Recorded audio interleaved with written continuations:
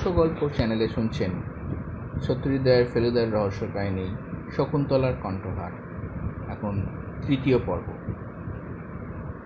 পরদিন সকালে ফেলুদা বলল, তোরা বরং দিলখোসাটা দেখে আয়, আমার একটু চিন্তা করার আছে, তাছাড়া দু একটা টেলিফোন করারও আছে।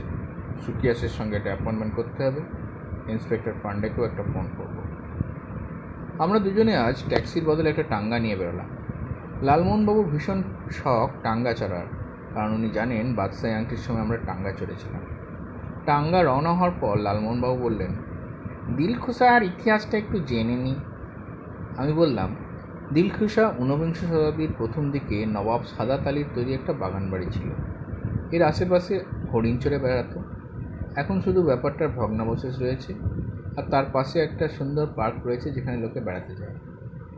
দিলখুশার উত্তরে বিখ্যাত লা মার্টিনিয়া স্কুল, অষ্টাদশ শতাব্দীতে ক্লড মার্টিনের তৈরি। মার্টিন ছিলেন মেজর জেনারেল। দিলখুশা থেকে স্কুলটা দেখতে পাবো। টাঙ্গাতে যেতে যেতে মনে হচ্ছিল, সত্যি লখনৌয়ের মতো পাহাড়ের শহর ভারতবর্ষে কমই আছে। লালমোহনবাবু অবশ্য বারবারই বলছেন, ইতিহাস চোখের সামনে দেখতে পাচ্ছি। দিলখুশার ভগ্নাবশেষ দেখতে বেশি সময় লাগে না, তাই আমরা সে কাজটা শেষ করে পার্কটা একটু বেড়াতে গেলাম। আর সেখানে গিয়ে একটা বিশ্রী ঘটনায় আমাদের জড়িয়ে পড়তে হলো। প্রথমে মনে হয়েছিল পার্কে কোনো লোকজন নেই, লোক সচরাচর হয় বিকেলের দিকে।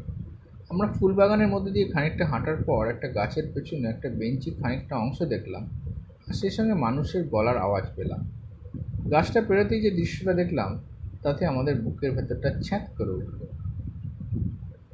দেখি কি, প্রসেনজিৎ আর দুটি তারই ধাঁতে ছেলে বেঞ্চিতে বসে কি যেন খাচ্ছে। তিনজনেরই চোখ উস্কো খুস্কো আর চোখ ঘোলাটে। ওরা যে নেশা করছিল তাতে কোনো সন্দেহ নেই, আর এ নেশা বড় সহজ নেশা নয়। এ হলো ড্রাগের ব্যাপার, যা খেয়ে মানুষ সম্পূর্ণ হুঁশ হারিয়ে খুন পর্যন্ত করতে পারে। প্রসেনজিৎ এত মশগুল ছিল যে সে আমাদের প্রথমে দেখতেই পায়নি। তারপর যখন দেখল, তখন তার মুখে এক অদ্ভুত ক্রূর হাসি ফুটে উঠল। ডিটেকটিভদের চেলাদের দেখছি। ডিটেকটিভ কোথায়? প্রশ্ন করল সে চড়ানো গলায়। তিনি আসেননি, বললেন লালমোহনবাবু। আহা, এমন একটা দৃশ্য দেখতে পারলেন না। আমরা চুপ। চোর ধরা পড়ল? বিদ্রুপের সুরে প্রশ্ন করলো প্রসেনজিৎ। এখনো পড়েনি? আমাকেই তো সকলে সন্দেহ করছে, তাই না? কারণ আমার টাকার অভাব, লোকের কাছে ধার চাইতে হয় ঘণ্টাখানেক স্বর্গবাসের জন্য। শুনুন, I can tell you this, হার চুরি করার মতো বোকা আমি নই। আমার লাক খুলে গেছে। আমি বেশিরভাগ টাকা পাই জুয়া খেলে। মাঝে মাঝে লোকের কাছে ধার করতে হয়, কারণ এই জিনিস একবার ধরলে আর ছাড়া যায় না। আপনি ধরলে আপনিও আর ছাড়তে পারবেন না, মিস্টার থ্রিলার রাইটার। একবার ট্রাই করে দেখুন না, আপনার লেখা অনেক ইমপ্রুভ হয়ে যাবে। মাথার মধ্যে গল্পের প্লট ভিড় করে আসবে। কে মিস্টার রাইটার, কি বলেন? আমরা দুজনেই নির্বাক। এরকম একটা দৃশ্যের সামনে পড়তে হবে ভাবতেই পারিনি। তবে একটা কথা বলে রাখি, হঠাৎ তরক করে দাঁড়িয়ে উঠে খসখসে ধারালো গলায় বলল। তারপর তার জিন্সের পকেট থেকে একটা ফ্লিক নাইফ বার করে খ্যাচ করে বোতাম টিপে ফলাটা বার করে সেটা আমাদের দিকে বাড়িয়ে বলল, আজকের কথা ঘুণাক্ষরেও যদি কেউ জানতে পারে, তাহলে বুঝবো সেটা আপনাদের কীর্তি। তখন বুঝবেন এই চুরির ধার কত। Now clear out from here, clear out. বেগতিক ব্যাপার, এখানে থাকা নিরাপদ নয়, আর কোনো প্রয়োজনও নেই। যা দেখার আমরা দেখে নিয়েছি, আর এই দৃশ্য শুধু আমরাই দেখেছি, আর কেউ দেখেনি। দুজনেই আবার টাঙ্গা করে হোটেলে ফিরে এলাম। সারা পথ দুজনের মুখে একটুও কথা নেই। হোটেলে ফিরে দেখি আমাদের ঘরে শিলা বসে আছে, তার হাতে অটোগ্রাফ খাতা। আমাদের দেখে শিলা উঠে পড়ল, বলল, আপনাদের কিছুটা সময় নষ্ট করে গেলাম। এনিওয়ে, সইয়ের জন্য ধন্যবাদ। আশা করি আপনার ডিটেকশন সফল হবে। শিলা চলে গেলে লালমোহনবাবুকেই বলতে দিলাম ফেলুদাকে দিলখুশার ঘটনাটা। ফেলুদা সব শুনে বলল, আমারও চোখের চাহনি দেখে সন্দেহ হয়েছিল ও ড্রাগ ব্যবহার করে। ও ছেলের ভবিষ্যৎ অন্ধকার। তাহলে কি ওই কণ্ঠহার চোর? লালমোহনবাবু জিজ্ঞাসা করলেন। ফেলুদা কোনো উত্তর না দিয়ে বলল, ভালো কথা, আপনাদের আরেকবার একটু বেরোতে হবে। Why sir? সুকিয়াসের টেলিফোন খারাপ, অ্যাপয়েন্টমেন্ট হয়নি। আমি বেরোতাম, কিন্তু শিলা এসে পড়লো। ওর বাড়িতে গিয়ে অ্যাপয়েন্টমেন্ট করতে হবে। চট করে বেরিয়ে পড়লে এখন ওকে বাড়িতে পাওয়ার চান্স। আমার মাথায় একটা জিনিস দানা বাজছে, তাই আমি বেরোতে চাইছি না। যা তপসে, ট্যাক্সি নিয়ে বেরিয়ে পড়ে। লালমোহনবাবু একটা স্বস্তির নিঃশ্বাস ফেলে বললেন, জেরা শুনতে শুনতে প্রাণ হাঁপিয়ে উঠছে, এবার তবে একটা কাজ পাওয়া গেল। আমরা দুজনেই বেরিয়ে পড়লাম। 7 নম্বর লাটুস রোড বলতে ট্যাক্সি আমাদের সোজা গন্তব্যস্থলে নিয়ে গেল। আমরা ট্যাক্সি থেকে 5 মিনিট অপেক্ষা করতে পারলাম। বেশ বড় একতলা বাড়ি, গেটের গায়ে মার্বল ফলকে লেখা এস সুকিয়াস। গেট দিয়ে ঢুকে দুদিকে বাগান, তাতে ফুল নানা রকম। বাগানের মধ্যে দিয়ে পথ গাড়ি বারান্দায় পৌঁছেছে। বাড়ির বয়স অন্তত 50 বছর তো হবেই। আমরা কলিং বেল টিপতে একজন বেয়ারা এসে দরজা খুলে দিল। লালমোহনবাবু জিজ্ঞাসা করলেন, मिस्टर सुकियास हैं? जी हाँ हुजूर, आपका शुभ नाम?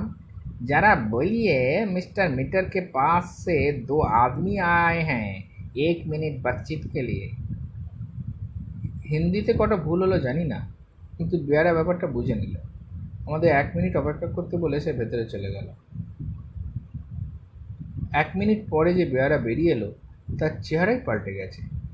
দৃষ্টি বিস্ফারিত, হাত পা ঠকঠক করে কাঁপছে, মুখ দিয়ে কথাই বেরোচ্ছে না। ক্যা হুয়া? রুদ্ধস্বরে হাসা জিজ্ঞেস করলেন লালমোহনবাবু। आप लोग अंदर आइए, কোনো রকমে বলল বেয়ারা। আমরা বেয়ারার পেছন পেছন ভেতরে ঢুকলাম। বেয়ারা সেইভাবেই কাঁপতে কাঁপতে বৈঠকখানা পেরিয়ে একটা ঘরে নিয়ে গিয়ে ঢোকালো আমাদের। ঘরটা হলো যাকে বলে স্টাডি। চারিদিকে নানা রকম শিল্পদ্রব্য আর বইয়ে ঠাসা আলমারি। তার পেছনে, ঘরের মাঝখানে একটা বড় টেবিল, তার পেছনে একটা রিভলভিং চেয়ার। সেই চেয়ারে বসে টেবিলের ওপর হুমড়ি খেয়ে পড়ে আছেন মিস্টার সুকিয়াস। পরনে সাদা শার্ট, তার পিঠ রক্তে লাল। এমন বিভৎস দৃশ্য আমি কমই দেখেছি। কি হরিবল ব্যাপার, বললেন লালমোহনবাবু। তারপর বেয়ারার দিকে ফিরে বললেন, তুমি কখন শেষ দেখেছো তোমার মনিবকে?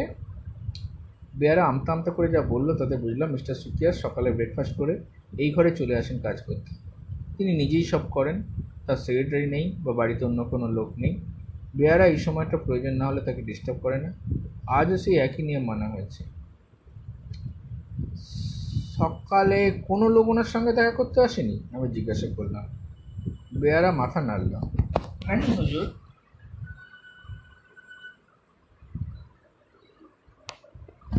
কই নেই আয়া। আমি বুঝতে পারছিলাম যে বাইরে থেকে সামনের দরজা দিয়ে লোক আসার কোনো দরকার নেই। আর কারণ সুকিয়াসের চেয়ারের পেছনে হাট করে খোলা একটা জানলা, তাতে শিক নেই। খুনি যে সেই জানলা দিয়ে ঢুকেছে তাতে কোনো সন্দেহ নেই। তোমাদের টেলিফোন তো খারাপ, তাই না? হ্যাঁ হুজুর, তো রোজ সে খারাপ হয়। কিন্তু আমি বললাম, পুলিশের কথা ভুলে গিয়ে ট্যাক্সি নিয়ে হোটেলে ফিরে গিয়ে ফেলুদাকে নিয়ে আসি, যা করার ওই করবে। আমরা 10 মিনিটে হোটেলে পৌঁছে গেলাম। ফেলুদাকে খবর দিতেই সে তার খাতাটা ফেলে দিয়ে কোনো কিছু না বলে জ্যাকেটটা চাপিয়ে নিয়ে আমাদের দুজনকে সঙ্গে নিয়ে বেরিয়ে পড়ল। তার ভীষণ কুঁচকে গেছে।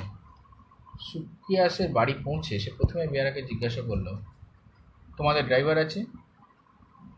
হায় হুজুর, গাড়ি ভি হ্যাঁ। ড্রাইভারকে আমার কাছে পাঠিয়ে দাও। ড্রাইভার আসতেই ফেলুদা তাকে তৎক্ষণাৎ থানায় খবর দিতে বলল। ড্রাইভার চলে গেল। এবার আমরা গিয়ে স্টাডিতে ঢুকলাম। ছুরি মেরেছে ভদ্রলোককে, বলল ফেলুদা। অস্ত্রটা নিয়ে গেছে। সেটাও তারপর টেবিলের ওপর ঝুঁকে পড়ে বলল, ভদ্রলোক চিঠি লিখছিলেন। সেটা অবশ্য আমিও দেখেছিলাম। ইংরেজি চিঠির বেশ খানিকটা লেখা হয়ে গেছিল যখন ছুরিটা মারে। দেখি, এ তো আমাকে লেখা চিঠি। তারপর বলল, যদিও পুলিশ আসার আগে এখানে কিছু নড়চড় করা উচিত না। চিঠিটা যখন আমার, তখন সেটার উপর আমার নিশ্চয়ই একটা ক্লেম আছে। এই বলে চিঠিটা প্যাড থেকে ছিঁড়ে ফেলে ভাঁজ করে পকেটে পুরে নিল। তারপর জানলার বাইরে গিয়ে বাইরে ঝুঁকে দেখল। জানলার বাইরে একটা হাত চারেক চওড়া প্যাসেজ, তারপরেই বাড়ির পাঁচিল। সেই পাঁচিল টপকে লোক আসা খুব কঠিন না। বোঝা যাচ্ছে খুনটা কোনো ভদ্রলোক করেননি। ফেলুদা প্রায় আপন মনেই কথাটা বলল। তারা বলল, যতদূর মনে হচ্ছে এ হলো লখনৌয়ের ভাড়াটে গুন্ডার কাজ। আর এখানে ডাকাতির কোনো প্রশ্নই আসছে না, কারণ এই একটা ঘরেই অন্তত লাখ টাকার জিনিস রয়েছে। প্রশ্ন হচ্ছে এই শয়তানটিকে কে নিয়ে এমপ্লয় করেছিলেন, অর্থাৎ লোকটা কার অ্যাকম্প্লিস। সেটা অবশ্য মিস্টার সুকিয়াসের ব্যক্তিগত ইতিহাস না জানলে বোঝা যাবে না, বললেন লালমোহনবাবু। তাই নয় কি? ফেলুদা বলল, ভদ্রলোকের বিষয়ে একবারে কিছুই জানি না তা নয়। অদ্ভুত লোক ছিলেন সেটা তো জানি। চড়া সুদে টাকা দেওয়ার সঙ্গে সঙ্গে উঁচু দরের শিল্পদ্রব্যের সংগ্রহ করতে সাধারণ লোকের কম নয়। আমার ধারণা চিঠিতেও কিছু তথ্য পাওয়া যাবে। সেটা একবার পড়বেন না? লালমোহনবাবু জিজ্ঞেস করলেন। চিঠির ওপর কনফিডেন্সিয়াল লেখা ছিল, সেটা বোধহয় আপনি দেখেননি। ওটা পড়বো যথাস্থানে যথাসময়। আততায়ীকে সুকিয়াস দেখেছিলেন বলে মনে হয় না, কাজী তার আইডেন্টিটি আর চিঠিতে থাকবে না। 10 মিনিটের মধ্যে পুলিশ এসে গেল। আবার ইন্সপেক্টর পান্ডে ফেলুদার সঙ্গে করমর্দন করে বললেন, আপনি তো আমাদের টেক্কা দিয়েছেন দেখছি। তা দিয়েছি, কিন্তু এখন থেকে এই কেসের ভার সম্পূর্ণ আপনাদের ওপর। আমি আর এতে নাক গলাতে চাই না, কারণ তাতে কোনো লাভ হবে না। শুধু আততায়ীকে ধরলে পরে আমাকে একটা খবর দেবেন। তার মানে আপনি চললেন? হ্যাঁ, তবে আপনাদের সঙ্গে 2-1 দিনের মধ্যে আবার দেখা হবে, কারণ আমি সেই চুরির মামলাটা মোটামুটি সলভ করে এনেছি। বলেন কি? তাই তো মনে হচ্ছে। আমরা কিন্তু মিস্টার বিশ্বাসের ছেলেকে সন্দেহ করছি। সেটা এখনো বলতে পারছি না, আমায় মাফ করবেন। আমরা ডেফিনিট প্রুফ পেয়েছি ও ড্রাগসের খপ্পরে পড়েছে। ওর পেছনে একজন লোকও লাগিয়ে দিচ্ছি আমরা। Well, best of luck. এখন তো আপনাদের হাতে আরেকটি ক্রাইম পড়ল। আচ্ছা, একটা প্রশ্ন আছে। গুন্ডা লাগিয়ে খুন সবখানেই সম্ভব, এবং সেটা লখনৌতে সম্ভব বোধহয় খুব বেশি মাত্রা। থ্যাঙ্কস। কোনো একটা মামলার মাঝখানে ফেলুদাকে এত নিষ্কর্ম হয়ে পড়তে দেখিনি কখনো। আমরা পরপর 2 দিন লালমোহনবাবুকে নিয়ে লখনৌ শহর দেখিয়ে বেড়ালাম। আমি একবার জিজ্ঞেস করলাম, ফেলুদা, কি ব্যাপার বলো তো, তুমি এত চুপচাপ বসে আছো কেন? ফেলুদা বলল, অর্ধেক মামলার সমাধান হয়ে গেছে, বাকি অর্ধেক পুলিশের সাহায্য ছাড়া হবে না। আমি এর মধ্যে পান্ডের কাছ থেকে 2বার ফোন পেয়েছি। মনে হয় পাকা খবর আর 2 দিনের মধ্যেই পেয়ে যাব। পুলিশের ব্যাপারটা কি সুকিয়াসের খুনের সঙ্গে জড়িত? ইয়েস, বললে ফেলুদা। আর হার চুরি? সেটা নিয়ে আর ভাববার কিছু নেই। আর সুকিয়াসের খুন সম্বন্ধে তোমার কি কোনো ধারণাই নেই? আছে, কিন্তু প্রমাণ চাই। সেই প্রমাণ পুলিশ গুন্ডাটাকে ধরতে পারলেই পেয়ে যাবে। কে খুন করিয়েছে এ সম্পর্কে আমার পরিষ্কার ধারণা আছে। আরও একটা দিন এইভাবেই কেটে গেল। আমরা জটায়ুকে নিয়ে মিউজিয়াম দেখিয়ে আনলাম। এখন জটায়ুর লখনৌ দেখা শেষ বললেই চলে। আমাদের কলকাতায় ফিরতে আর 2 দিন বাকি আছে। দুপুরবেলা যে ফোনটা আশা করছিল সেটা এলো, মিস্টার পান্ডের কাছ থেকে। কথা বলার পর ওকে জিজ্ঞাসা করতে ফেলুদা বলল, কেস খতম। ওরা গুন্ডাটাকে ধরেছে। শম্ভু সিং বলে এক পাঞ্জাবি। সে আদালতে দোষ স্বীকার করেছে। আসল লোককে দেখিয়ে দেবে বলেছে। যে ছুরি দিয়ে খুনটা হয়েছিল সেটাও পাওয়া যাবে। তাহলে এখন কি হবে? রহস্য উদ্ঘাটন। আজ সন্ধ্যে 7টায় জয়ন্ত বিশ্বাসের বাড়িতে। এরপর ফেলুদাকে পরপর অনেকগুলো ফোন করতে হলো। প্রথমে অবশ্য জয়ন্তবাবুকে। ভদ্রলোক রাজি হয়ে গেলেন। বললেন, বাকি সবাইকে তাহলে আপনিই খবর দিয়ে দিন, আপনি তো সকলেরই টেলিফোন নাম্বার জানেন। ভীষণ উৎকণ্ঠা নিয়ে 7:45 সময় হেক্টর বিশ্বাসের বাড়িতে গিয়ে হাজির হলাম। ইন্সপেক্টর পান্ডেও এসে পড়লেন 7টার 5 মিনিট আগে। সঙ্গে 2জন কনস্টেবল আরেকটি লোক যার হাতে হাত করা। বুঝলাম সেই হচ্ছে খুনি গুন্ডা। 7:05 মধ্যে সকলে এসে পড়ল। সকলে বলতে তালিকাটা দিয়ে দিই। জয়ন্তবাবুর বাড়ির 5 জন, সালঢানার বাড়ির 2 জন, আর রতনলাল ব্যানার্জি। প্রশস্ত বৈঠকখানায় সকলে চেয়ার আর সোফাতে ছড়িয়ে বসলেন। রতনলাল আগেই প্রশ্ন করলেন, what is this farce? Feluda বললেন, আপনি এটাকে প্রহসন বলে মনে করতে পারেন, কিন্তু আর সকলের কাছে ব্যাপারটা খুবই সিরিয়াস। হাটটা পাওয়া গেছে কি? চাপাসরে প্রশ্ন করলেন সুনীলালে। যথাসময় তার উত্তর পাবেন, বলল ফেলুদা। তবে উঠে দাঁড়িয়ে সমবেত সকলের ওপর একবার চোখ বুলিয়ে বলল, রহস্যের সমাধান হয়েছে। বলাই বাহুল্য, এটা পুলিশের সাহায্য ছাড়া হতো না। আমি আপনাদের এখন ঘটনাটা বলতে চাই। আশা করি আপনাদের মনে যে সমস্ত প্রশ্ন রয়েছে তার জবাবও আমার কথায় পেয়ে যাবে। আই হোপ খুব বেশি সময় নেবেন না, বললেন রতনলাল ব্যানার্জি। আমার একটা ডিনার আছে। যতটুকু দরকার তার 1 মুহূর্ত বেশি নেব না, বলল ফেলুদা। সবাই চুপ। এবার তাহলে শুরু করি। করুন, বললেন জয়ন্তবাবু। গোড়াতেই বলে রাখি, এখানে 2টো তদন্তের ব্যাপার নিয়ে আমাদের কারবার। একটা হলো শকুন্তলা দেবীর হাড় চুরি, আর দ্বিতীয় হলো মিস্টার সুকিয়াসের মার্ডার। এই তদন্তের ব্যাপারে আমি সকলকে জেরা করি। তার মধ্যে সকলেই যে সবসময় সত্যি কথা বলেছেন তা নয়। তাদের মিথ্যে কিছু ধরা পড়েছে অন্যের জেরাতে। কেউ কেউ কিছু কিছু জিনিস লুকোতে চেয়েছেন, কেউ কেউ আবার আমার প্রশ্নের জবাবই দেননি। হাড়ের ব্যাপারে অনেককে সন্দেহ করা চলতে পারত। তার মধ্যে ছিল শ্রীমান প্রসেনজিৎ, যিনি ড্রাগের নেশা ধরেছেন এবং সেই ড্রাগ কেনার জন্য তার প্রায় টাকার দরকার হয়। সে টাকা তিনি ওর কাছ থেকে ধার করেন এবং জুয়া খেলেও জোগাড় করেন। তারপর আরেকজনকে সন্দেহ করতে চলতে পারে, তিনি হলেন সুদর্শন সোম। পরের আশ্রিত তিনি, অভাবী লোক, হয়তো সে অবস্থা থেকে মুক্তি পাওয়ার জন্য তিনি হাটটা চুরি করেন। এছাড়া আছেন মিস্টার সালঢানা। তার দোকান ভালো চলছে না, তিনি তার নিজের অবস্থার উন্নতির জন্য হাটটা চুরি করতে পারেন। একজনের ওপর সন্দেহ করার কোনো কারণ ছিল না, তিনি হলেন জয়ন্তবাবু, কারণ তিনি তার জবানিতে বলেছিলেন যে তার ব্যবসা ভালোই চলছে, তার টাকার কোনো অভাব নেই। কিন্তু আরেকজনের জবানিতে আমি শুনি যে তার ব্যবসা মোটেই ভালো যাচ্ছে না, তিনি ফ্রাস্ট্রেশন বশত তার মদের মাত্রা বাড়িয়ে দিয়েছেন। অবশ্যই এই জবানি থেকে কিছু প্রমাণ হয় না, এটা ভুলও হতে পারে। এখানে সুকিয়াসের খুনের ব্যাপারে আমাকে আসতে হচ্ছে। তিনি যখন খুন হন তখন একটা চিঠি লিখছিলেন। চিঠিটা প্রায় শেষ হয়ে গিয়েছিল এবং সেটা আমাকে উদ্দেশ্য করেই লেখা। এই চিঠি লেখার কারণ হলো তাকে হঠাৎ কানপুর চলে যেতে হচ্ছিল সেই সকালে, তাই আমাকে তিনি কোশ্চেনিংয়ের জন্য সময় দিতে পারছিলেন না। কিন্তু কানপুর যাওয়ার আগেই তিনি খুন হন। এই চিঠি থেকে আমি 2টো তথ্য জানতে পারি। এক হলো যে এই যে শকুন্তলা দেবীর হাটটা অবশেষে জয়ন্তবাবু তাকে বিক্রি করতে রাজি হয়েছিলেন 2 লাখ টাকায়। এই হাটটা 3 দিনের মধ্যেই সুকিয়াসের হস্তগত হওয়ার কথা ছিল, কিন্তু হাটটা চুরি হয়ে যায় তার আগেই।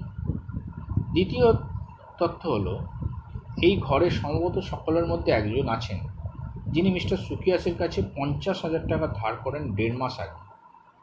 তিনি বলেছিলেন টাকাটা 1 মাসের মধ্যে সুদ সমেত ফেরত দিয়ে দেবেন, কিন্তু দেননি। সুকিয়াস তাকে অনেক অনুরোধ করেও টাকাটা আদায় করতে পারেন। তখন তিনি বলেন আইনের আশ্রয় নেন। এসব তথ্য অবশ্য আমার জেরায় প্রকাশ পেয়ে যেত বলে তাকে খুন করা হয়। অবশ্য যিনি খুনটা করিয়েছিলেন, কারণ তার পক্ষে সুকিয়াসের চিঠির কথা জানার কোনো উপায় ছিল না, কারণ খুনের সময় তিনি সেখানে উপস্থিত ছিলেন। যিনি উপস্থিত ছিলেন অর্থাৎ এই ভদ্রলোকের অ্যাকমপ্লিস, তাকে পুলিশ ধরেছে এবং সে তার অপরাধ স্বীকার করেছে এবং এটাও সে বলেছে যে তাকে কে এমপ্লয় করেছিল তাকে সে দেখিয়ে দেবে। ফেলে দেওয়ার পাণ্ডের দিকে ফিরল। মিস্টার পাণ্ডে, আপনি আপনার লোককে আনান তো। ফেলুদা বলল, 2জন কনস্টেবল গিয়ে শম্ভু সিংকে নিয়ে এল। ফেলুদা বলল, তোমাকে যে খুনটা করতে বলেছিল সে লোক কি এখানে রয়েছে? শম্ভু সিং এদিক ওদিক দেখে বলল, হ্যাঁ হুজুর। তাকে দেখাতে পারবে? এই যে সেই লোক, বলে একজন বিশেষ ব্যক্তির দিকে শম্ভু সিং তার হাত পড়া 2টো হাত একসঙ্গে তুলে দেখাল। সকলে অবাক হয়ে দেখল যে রতনলাল মুখার্জির মুখ থেকে তার পাইপটা খসে ঠক্কাস শব্দে মাটিতে পড়ল। What nonsense is this? Feluda বলল, আপনি ননসেন্সই বলুন আর ফার্সি বলুন। Your game is up mister Banerjee. সমস্ত ঘরে একটা থমথমে ভাব, তার মধ্যে ফেলুদা কথা বলে চলল। আপনাকে একটা প্রশ্ন করতে চাই মিস্টার অ্যালবার্ট রতনলাল ব্যানার্জি। আপনার কিসের জন্য 50,000 টাকা ধার করার প্রয়োজন হয়েছিল সেটা বলবেন কি? আই উইল নট, এখনও তেজের সঙ্গে বললেন রতনলাল। তাহলে আমিই বলি, বলল ফেলুদা। আপনি যা রোজগার করতেন তার চেয়ে অনেক বেশি খরচ করতেন। সুকিয়াস লিখেছে আপনি বাইজিদের পেছনে হোটেল টাকা ঢালতেন। আমরা যেদিন আপনার ঘরে গিয়েছিলাম সেদিন আতরের গন্ধ পেয়েছি।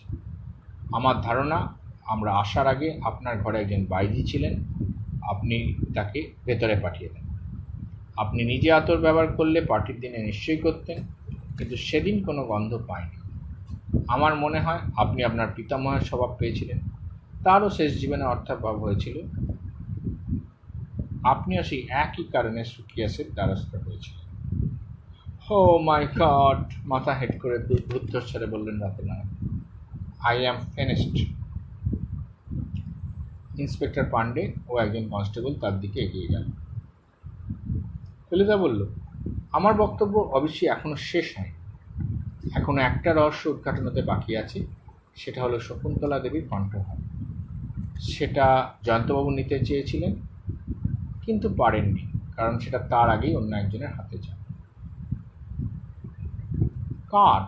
চাপা স্বরে জিজ্ঞেস করলেন সুমিলা দেবী। এখানে আমি একটা কথা বলতে চাই, বলল ফেলুদা। একটা ধারণা হয়েছিল যে সেদিন পার্টিতে যখন ফিল্মটা দেখানো হচ্ছিল সেই অন্ধকার অবস্থাতেই বুঝি কেউ হারটা নিয়ে আসে, কিন্তু আসলে ফিল্ম যখন চলে তখন প্রতিফলিত আলোয় ঘর আর সম্পূর্ণ অন্ধকার থাকে না। আমি তখন প্রজেক্টরের পাশে দাঁড়িয়েছিলাম, আমার দৃষ্টি শুধু পর্দার দিকে ছিল না। ঘর থেকে কেউ বেরিয়ে গেলে আমি নিশ্চয়ই দেখতে পেতাম। কেউ বেরোয়নি। প্রসেনজিৎ দাঁড়ানো অবস্থায় থেকে সোফায় বসে আর ছবি চলার মধ্যে সুকিয়াস প্রবেশ করে। ঘরে আর কেউ নড়াচড়া হয়নি। তাহলে? সুনীলা দেবী হতভম্ব। তাহলে এই যে ছবি শুরু হওয়ার আগেই হারটা সিন্দুক থেকে বার করে আনা হয়েছে। সে তো হয়েছিল, বললেন সুনীলা দেবী। শিলা এনেছিল আপনাকে দেখানোর জন্য এবং শিলাই সেটা আবার তুলে রাখে। না, সেখানেই ভুল। শিলা হারটাকে আর সিন্ধুকে তোলেনি, সেটা সে নিজের কাছেই রেখে দিয়েছিল। এটা আমি বুঝতে পেরেছিলাম, কিন্তু তার কারণটা বুঝিনি। পরের রাতে সে সেটাকে একটা ফুলের টবে মাটির মধ্যে পুঁতে রাখে। এ কথা শিলা নিজে আমাকে বলেছে। এই যে সেই হার। ফেলুদা তার কোটের পকেট থেকে হারটা বের করে ঘরের মাঝখানে টেবিলের উপর রাখল।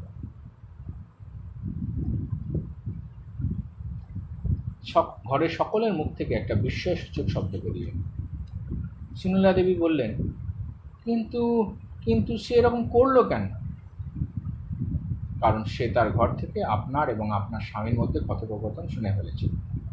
তার শোবার ঘর তো আপনাদের শোবার ঘরের পাশেই এবং মাঝখানে দরজা খোলাই থাকে। মাঝরাতে তার ঘুম ভেঙে যায়, তখন আপনি আপনার স্বামীকে বলেছিলেন যে হারটা আপনি সুকিয়াসকে বিক্রি করতে রাজি আছেন।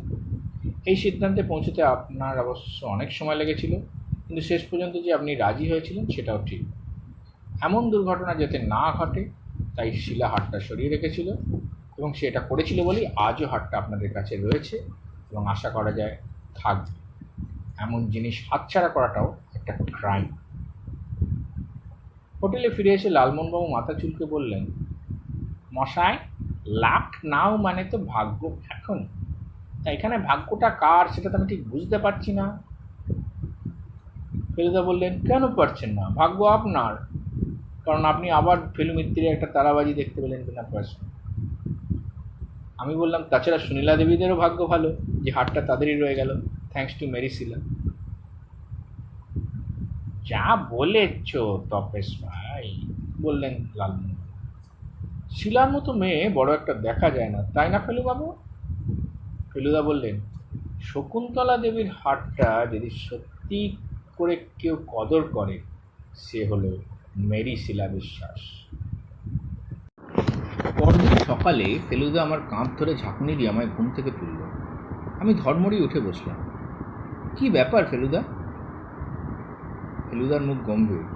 জয়ন্তবাবু ফোন করেছিলেন এক্ষুনি। শকুন্তলা দেবীর কণ্ঠ আর মিসিং। সর্বনাশ! তুই চট করে তৈরি হয়ে নে, আমি লালমোহনবাবুকে খবরটা দিয়ে আসছি। আমাদের ব্রেকফাস্ট খেয়ে যেতে হবে ওখানে, শুধু মিস্টার সুকিয়াস ছাড়া আর সকলেই এসেছে ওখানে খবরটা পেয়ে। পুলিশে খবর দেয়নি? দিয়েছে, কিন্তু আমাকেও চায়। আমরা 8:30টার মধ্যে জয়ন্তবাবুর বাড়ি পৌঁছে গেলাম। বাড়ির সবাই কেমন যেন পাথরের মতো চুপ। ফেলুদা ক্ষমা চাইল। কাল আমাদের দেখানোর জন্যই হাটটা বার করা হয়েছে। তার সঙ্গে এ চুরির কোনো সম্পর্ক আছে কিনা জানি না, কিন্তু আমি নিজে খানিকটা অস্বস্তি বোধ করছি বলে কথাটা বলল না। পুলিশের লোক আগে এসে গেছিল। তাদের মধ্যে যিনি কর্তা তিনি ফেলুদার দিকে হাত বাড়িয়ে বললেন, আমি ইন্সপেক্টর পান্ডেল। আপনি তো বোধহয় প্রাইভেট ইনভেস্টিগেটর মিস্টার মেটার।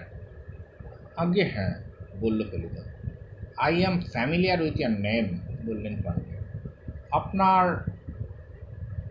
কয়েকটা সাকসেসফুল ইনভেস্টিগেশনের কথা আমার মনে আছে। তা আপনি তো বোধহয় জেরা করতে চান। আগে আপনাদের কাজ শেষ হয়ে যাক, বলল ফেলুদা, তারপর আমার। Thank you sir. প্রশ্ন করে জানা গেল, কাল রাতে সবাই চলে যাওয়ার পর 12টা নাগাদ জয়ন্তবাবুর স্ত্রী তার বেডরুমে গিয়ে শুতে যাওয়ার আগে কেন জানি আরেকবার হাটটা দেখার ইচ্ছে অনুভব করেন। হয়তো কপালকুণ্ডলা ছবিতে শকুন্তলা দেবীকে হাট পড়া অবস্থায় দেখায় সেই ইচ্ছেটা জাগে। ভদ্রমহিলা নিজেই বললেন, এটা একটা ভ্যানিটির ব্যাপার। আমার গলায় হাটটা এত সুন্দর মানাতো, সেটা দেখি আমার মনে একটা ইচ্ছে হলো হাটটা একবার ফোনের আয়নায় নিজের চেহারাটা দেখি। মেয়েরা শুতে যাওয়ার আগে বেশ খানিকটা সময় ড্রেসিং টেবিলের আয়নার সামনে কাটায়। সেই সময় দেরাজ থেকে চাবিটা বার করে সিন্দুক খুলে দেখি হাটটা নেই। আমি তৎক্ষণাৎ আমার মেয়েকে ডাকি। মেয়ে জোর দিয়ে বলে সে সিন্দুকে রেখেছিল হাটটা, সেখানে ছাড়া আর কোথায় বা রাখবে? সিন্দুকেই তো চিরকাল থেকেছে হাটটা। আপনারা ভালো করে খুঁজে দেখেছেন হাটটা?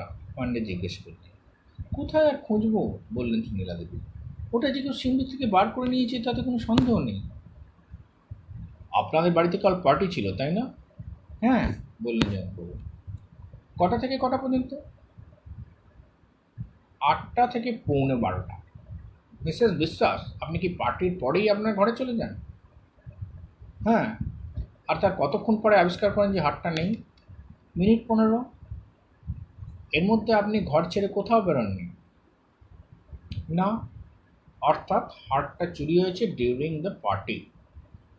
তাই তো মনে হয়, বললেন জয়ন্তবাবু। এখানে একটা কথা বলি, পার্টির মধ্যে হাটটাকে আমার মেয়ে একবারই সিন্দুক থেকে ঘরে আনে মিস্টার মিত্রকে দেখানোর জন্য। তারপরেই কি আপনার মেয়ে হাটটাকে আবার সিন্দুকে তুলে দেয়? হ্যাঁ, বলল মেরিসিলা। আমি এক মুহূর্ত দেরি করিনি। এখানে একটা জরুরি কথা বলা দরকার, বললেন জয়ন্তবাবু। হাটটা তুলে রাখার জন্যে কিছু পরেই এই ঘরে একটা 10 মিনিটের ফিল্ম দেখানো হয়। তার জন্যে বাতি নেভানো হয়েছিল। হ্যাঁ। এই বাড়িতে চাকর কজন? 3 জন, একজন রান্না করে আর 2 জন বেয়ারা। কতদিনের লোক এরা? কেউ 15 বছরের কম না। এরা অত্যন্ত বিশ্বাসী। সুলেমান তো আমার শ্বশুরের আমল থেকে আছে। তাহলে তো একটাই সিদ্ধান্তে পৌঁছানো যাচ্ছে, বললেন পান্ডে। জিনিসটা শুনতে খারাপ লাগবে, কিন্তু আমাকে বলতেই হবে। এই বাড়ির লোক সমেত এই পার্টিতে যারা ছিলেন তাদেরই একজন হাটটা নিয়েছে। আমারও সেই কথাই মনে হচ্ছিল, আর আমার মনে হয় ফেলুদা আর লালমোহনবাবুও তাই। মিস্টার মেটার, আপনার সঙ্গে যে 2 জন এসছেন তাদের পরিচয় পেতে পারি কি? নিশ্চয়ই, বলল ফেলুদা। ইনি আমার কাজিন তপেশ মিত্র, আর ইনি আমার বন্ধু বিখ্যাত লেখক লালমোহন গাঙ্গুলি। এই লোকটাকে আপনি কতদিন হলো চেনেন? বছর 5-6। আমি লালমোহনবাবুর দিকে দেখছিলাম। ভদ্রলোক ফ্যাকাশে হয়ে গেছেন। আমি ওকে কণ্ঠহার চোর হিসেবে কল্পনা করলাম। এই সংকটের অবস্থাতেও আমার হাসি পেয়ে গেল। এবার পাণ্ডে অন্য প্রশ্ন করলেন। এখন যারা রয়েছেন তাদের মধ্যে কজন এ বাড়িতে থাকেন? জয়ন্তবাবু বললেন, আমি, আমার স্ত্রী, আমার 2 ছেলে মেয়ে এবং আর্টিস্ট মিস্টার সোম। মিস্টার সোম আজও দাড়ি কামাননি, তাই তাকে আরও পরিচ্ছন্ন দেখাচ্ছে। আর সকলেই বাইরের লোক? পাণ্ডে প্রশ্ন করলেন। হ্যাঁ, মিস্টার সালদানা থাকেন ক্লাইভ রোডে। উনি আমার ব্রাদার ইন ল। ওর স্ত্রী আমার স্ত্রীর বড় বোন। আরেকজনকে দেখছি, রতনলালের দিকে দৃষ্টি দিয়ে বললেন মিস্টার পান্ডে। উনি রতনলাল ব্যানার্জি, আমার স্ত্রীর ছোট ভাই। এছাড়া আর কেউ ছিল? আরেকজন ছিলেন লাটু স্টোরের মিস্টার সুকিয়াস।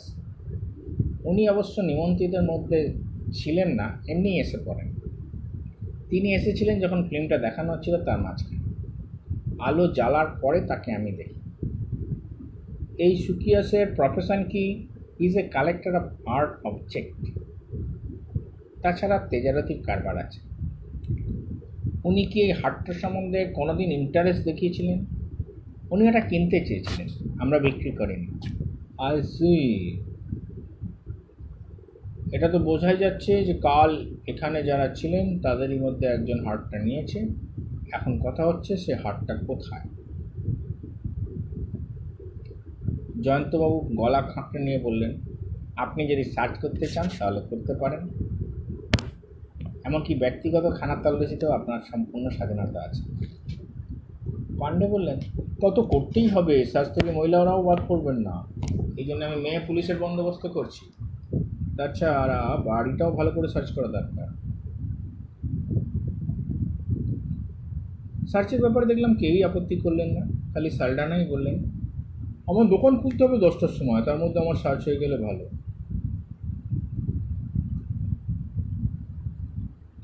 ফেলুদা এতক্ষণ চুপ করে সব শুনছিল, এবার বলল, এখানে সার্চ চলুক, আমি তাহলে এখন আসি। যদি হাটটা পাওয়া যায় তাহলে আশা করি জয়ন্তবাবু আমায় ফোন করে জানিয়ে দেবে, নাহলে আমি ওবেলা আবার আসবো। আমরা তিনজন হোটেলে ফিরে এলাম। লালমোহনবাবু আমাদের সঙ্গে আমাদের ঘরেই এলেন। ভদ্রলোক ঢুকেই বললেন, এ নিয়ে কবার হলো বলুন তো যে আমরা বেড়াতে গিয়ে কেসে জড়িয়ে পড়েছি? এ জিনিস টেলিপ্যাথি ছাড়া হয় না। ফেলুদা বলল, দেখি আপনার স্মরণ শক্তি কতদূর। তোপসেকে তো এর আগে অনেকবার পরীক্ষা করেছি, আপনাকে কখনো করা হয়। Very well sir, I am ready, বললেন জটায়ু। আগে শকুন্তলা দেবীর ফ্যামিলি সম্বন্ধে জিজ্ঞাসা করি। করুন। ভদ্রলোকের 3 সন্তানের নাম বলুন। বড় মেয়ে সুশীলা, তার আগে একটা খ্রিশ্চান নাম আছে। ও হ্যাঁ, খ্রিশ্চান নাম। তোপসে বলতে পারবি? আমার মনে ছিল, বললাম, মার্গারেট। Very good. এর পরের মেয়ে অর্থাৎ জয়ন্তবাবুর স্ত্রী। এই প্রশ্নটা কিন্তু লালমোহনবাবুকে করছি। লালমোহনবাবু এটা বলেননি, বললেন প্যামেলা সুনীলা। গুড। তারপরের ভাই রতনলাল, অ্যালবার্ট রতনলাল। এবার সুশীলা দেবীর স্বামীর নাম Samuel Saldanha. Very good. Sunila দেবীর ছেলে মেয়ে, মেয়ে হচ্ছে শিলা, মেরি শিলা, আর ছেলে প্রসেনজিৎ। খ্রিশ্চান নামটা ভুলে গেছি, ভিক্টর। আর কে ছিলেন পার্টিতে? সেই আর্টিস্ট ভদ্রলোক, নামটা মনে পড়ছে না। তবে সোম, সুদর্শন সোম। গুড। কিছু মাইন্ড করবেন না মশাই, লালমোহনবাবু বললেন। ভদ্রলোককে কিন্তু আমার ভালো লাগলো না। কেন? কীরকম পাগলাটে চেহারা, দাড়ি কামান নেই। আর্টিস্টরা সবসময় সমাজের নিয়মকানুন মেনে চলে না। তা হতে পারে। মোট কথা উনি আর আরেকজন আমার কাছে চুরির প্রাইম সাসপেক্ট। আরেকজন কি? জয়ন্তবাবুর ছেলে প্রসেনজিৎ। একবারে কলকাতার পার্ক স্ট্রিটের বাউন্ডুলেদের মতো চেয়ার। অবশ্য মদ তো দেখলাম খায় না ছেলেটি, খেলেও হয়তো বাপের সামনে খায় না। এনিওয়ে, পার্টিতে কিন্তু আর একজন ছিলেন, মিস্টার সুকিয়াস তো। হ্যাঁ, এর কিন্তু হাটটার ওপর লোক ছিল। যে কোনো আর্ট কালেক্টরই থাকবে, সেটা কিছুই আশ্চর্য না। আর্ট কালেক্টর হলে কিনতে চাইবে, আর অবি লোক হলে হাতাতে চাইবে। এদের আর্থিক অবস্থা সম্বন্ধে আমরা কিছুই জানি না, কাজেই এখন অন্ধকার হাতে লাভ নেই। বিকেলে জয়ন্তবাবু ফোন করবেন, তার আগে পর্যন্ত আমরা ফ্রি। চলুন আপনাকে কালজার ব্যাগটা দেখিয়ে আনি। ভেরি গুড আইডিয়া, বললেন লালমোহন। তদন্তের চাপে যদি লখনৌ শহরটা সম্পূর্ণ দেখা না হয় তাহলে খুব আফসোস থেকে যাবে। বিকেলে কথা মতো জয়ন্তবাবু ফোন করলেন। পুলিশ সার্চ করে কিচ্ছু পায়নি, বাড়ির চাকরদের জেরা করা হয়েছে, তাতেও কোনো ফল হয়নি। ফেলুদা বলল, চল একবার জয়ন্তবাবুর বাড়ি যা যাক। এবার ফেলুমূর্তির কাজ শুরু। অবশ্য পুলিশ তাদের তদন্ত চালিয়ে যাবে, কিন্তু তাতে আমাদের কিছু এসে যাচ্ছে না। হোটেলেই ট্যাক্সি ছিল একটা নিয়ে গোমতীর বেজ পেরিয়ে জয়ন্তবাবুর বাড়ি গিয়ে হাজির হলাম। আজ বাড়িটাকে গম্ভীর দেখা যাচ্ছিল, বেশ বোঝা যাচ্ছিল ওখানে একটা দুর্ঘটনা ঘটে যাচ্ছে। সুলেমান এসে দরজা খুলে দিল, আমরা তিনজন ভেতরে ঢুকলাম। জয়ন্তবাবু আমাদের জন্য অপেক্ষা করছিলেন বৈঠকখানায়। আমাদের দেখেই সোফা ছেড়ে উঠে এলেন। ওটা পাওয়া গেল না, প্রথম কথাই বললেন ভদ্রলোক। ফেলুদা বললেন, সেটা অস্বাভাবিক নয়, আমারও মনে হয়েছিল ওটা পাওয়া যাবে না। যে নিয়েছে সে তো আর বোকা নয় যে হাতের কাছে রেখে দেবে। আপনিও কি আলাদা করে সার্চ করতে চান? না, বলল ফেলুদা, আমি আপনার বাড়ির লোকজনদের সঙ্গে একটা কথা বলতে চাই। এখন এ বাড়িতে কে কে রয়েছেন? আমার স্ত্রী, আমার মেয়ে, ছেলে বোধহয় এখনো ফেরেনি, আর আছেন সোম, যার সঙ্গে কাল আপনার পরিচয় করে দিয়েছেন। আমার কিন্তু মিস্টার সালঢানার সঙ্গেও কথা বলা দরকার, আর মিস্টার সুকিয়াস। সেটা কোনো অসুবিধে নেই, আমি আপনাকে ঠিকানা দিয়ে দেবো, আপনি ফোনে অ্যাপয়েন্টমেন্ট করে চলে যাবেন। তাহলে আপনাকে দিয়ে শুরু করে দিই। বেশ, তো আমরা সকলেই সোফায় বসলাম। একটু চা খাবেন তো? জয়ন্তবাবু জিজ্ঞেস করলেন। তা খেতে পারি। জয়ন্তবাবু সুলেমানকে ডেকে 4 কাপ চায়ের অর্ডার দিলেন।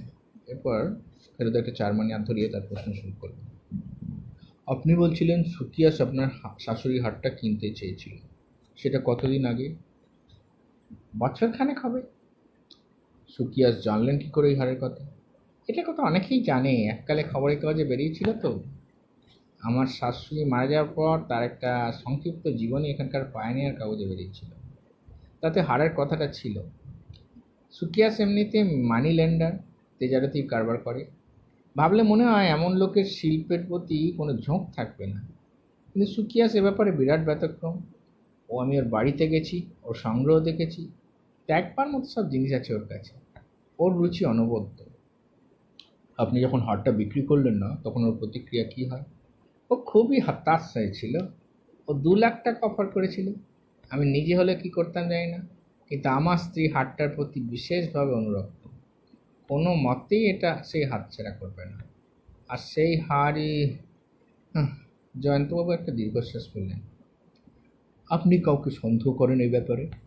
আমি সম্পূর্ণ হতভম্ব। চাকর বাকর কাউকেই আমার সন্দেহ হয়নি। ওরা বেআইমানি করবে এটা আমি বিশ্বাস করি না। অথচ তার বাইরে কে যে এটা নিতে পারে এবং কেন, সেটা বোঝার সাধ্য আমার নেই। আপনি তো ব্যবসাদার, ফেলুদা বলল। ব্যবসাদার মানে আমার একটি ইম্পোর্ট এক্সপোর্টের অফিস আছে। কেমন চলে অফিস? ভালোই, আমাদেরই কোম্পানি। আমার একজন পার্টনার আছে। কি নাম? ত্রিভুবন নাগর, এখানকারই লোক। আমার প্রথম জীবনে আমি ব্যবসায়ী ছিলাম না, একটা সওদাগরি অফিসে চাকরি করতাম। নাগর ছিল আমার বন্ধু। 30 বছর আগে নাগর আর আমি মিলে আমাদের ব্যবসা শুরু করি। আপনাদের কোম্পানির নাম কি? Modern import and export. কোথায় আপনাদের অফিস? হাজরাতগঞ্জ। ইতিমধ্যে আমাদের চা এসে গেছে, আমরা খেতে শুরু করেছি। ফেলুদা বলল, আর একটা প্রশ্ন আছে। কি? কাল যখন ফিল্মটা চলছিল, তখন আপনি কাউকে চলাফেরা করতে বা ঘর থেকে বেরিয়ে যেতে দেখেছেন? ওহো। আপনার ছেলে কোনো চাকরি করে? এখনও না, তবে ওকে আমার অফিসে ঢোকানোর চেষ্টা করছি, কিন্তু ওর রাজি হয়নি। ওর বয়স কত? 25। ওর কোন দিকে ঝোঁক ঈশ্বর জানেন। Thank you sir. একবার আপনার স্ত্রীর সঙ্গে কথা বলা যায় কি? নিশ্চয়ই, ও খুব ডিপ্রেসড হয়ে পড়েছে, বুঝতেই পারছেন। আমি বেশি বিরক্ত করবো না ওনাকে। চা খাওয়ার পর জয়ন্তবাবু গিয়ে তার স্ত্রীকে ডেকে আনলেন। ভদ্রমহিলা কান্নাকাটি করেছেন, সেটা এখনও দেখলে বোঝা যায়। দিনের বেলা দেখে আরও বেশি করে মনে হলো শকুন্তলা দেবীর সঙ্গে এর চেহারার আশ্চর্য মিল। ভদ্রমহিলা চাপা গলায় বললেন, আপনি আমাকে কিছু প্রশ্ন করতে চাইছিলেন? ফেলুদা বলেন, হ্যাঁ, বেশিক্ষণ আপনাকে কষ্ট দেব না, সামান্য কয়েকটা প্রশ্ন। বলুন। আপনার মা যে আপনার হারটা আপনার দিদিকে না দিয়ে আপনাকে দিলেন, তাতে আপনার দিদির কী প্রতিক্রিয়া হয়েছিল? তিনি বোধহয় এ ব্যাপারটা আগে থেকে আন্দাজ করেছিলেন। কেন? দিদি ছিল আমার বাবার ফেভারিট, আর আমি ছিলাম মার। মা মারা যাওয়ার 3 বছর আগে হাতটা আমাকে দেন।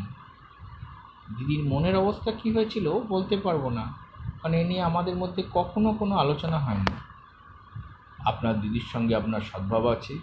হ্যাঁ, যতদিন যাচ্ছে ততদিন আমরা দুজনে তত আরও কাছাকাছি এসে পড়ছি। যখন ইয়ং ছিলাম তখন দুজনের মধ্যে একটা রেষারেষির ভাব ছিল। আপনি তো অভিনয় করতে ভালোবাসেন খুব। হ্যাঁ, তাই নিয়ে মা আমাকে নিয়ে এত প্রাউড ছিলেন। এ ব্যাপারে দিদির কোনো শখ ছিল না। আপনার মেয়ের? শিলা স্কুলে কলেজে অ্যাক্টিং করেছি, ক্লাবে টাবেও দু একবার করেছি, তার বেশি নয়। ও ফিল্মে অফার পেয়েছে কিন্তু নেয়নি। ও কী করতে চায়? ও ওয়ার্কিং গার্ল হতে চায়, অফিসে কাজ করবে, নিজে রোজগার করবে। এই তো সবে বিএ পাস করেছে, এর মধ্যে কিছু জার্নালিজম করেছে, খবরের কাগজেও দু-একটা লেখা বেরিয়েছে। আপনি কি এই চুরির ব্যাপারে কাউকে সন্দেহ করেন? কাউকেই না। এ ব্যাপারে আমি আপনাকে একেবারেই সাহায্য করতে পারবো না। কাল যখন ফিল্ম দেখানো হচ্ছিল তখন কাউকে হাঁটাচলা করতে দেখেছিলেন? না, মনে হয় সকলেই তন্ময় হয়ে ছবিটা দেখছে। ঠিক আছে মিসেস বিশ্বাস, আপনার ছুটি। মিসেস বিশ্বাস ধন্যবাদ দিয়ে উঠে চলে গেলেন। ফেলুদা জয়ন্তবাবুর দিকে ফিরল। আমি একবার মিস্টার সোমের সঙ্গে কথা বলতে চাই। বেশ তো, আমি তাকে পাঠিয়ে দিচ্ছি। জয়ন্তবাবু ভিতরে চলে গেলেন। 2 মিনিটের মধ্যে সুদর্শন সোম এসে হাজির হলেন।